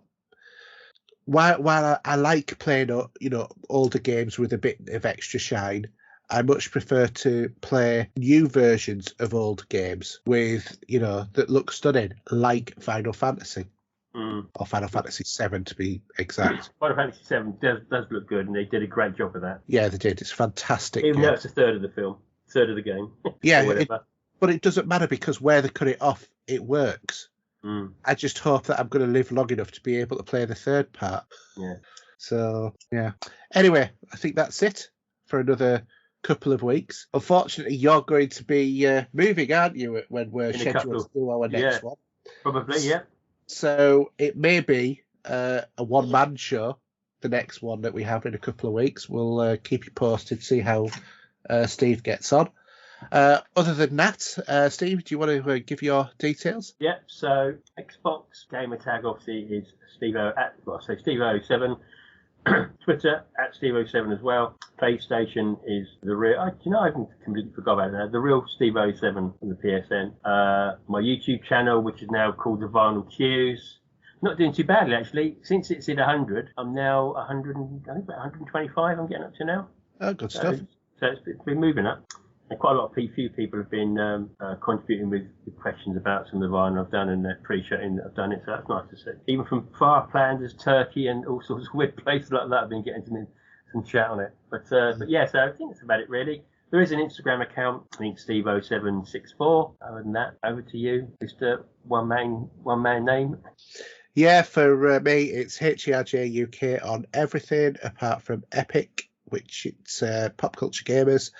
Don't forget also you can follow the show on YouTube by going to youtube.com/popculturegamers. We have our Twitter account, Pop Culture Gamer. We've also got our Facebook group. We've got our Facebook page.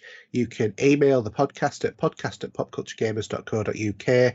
And don't forget there's our Anchor website as well, which is anchor.fm/popculturegamers. So that's it for another week. Hope you've all enjoyed the show. We'll see you in a couple of weeks. And other than that, it's a goodbye from me. And a good night from him. Good night.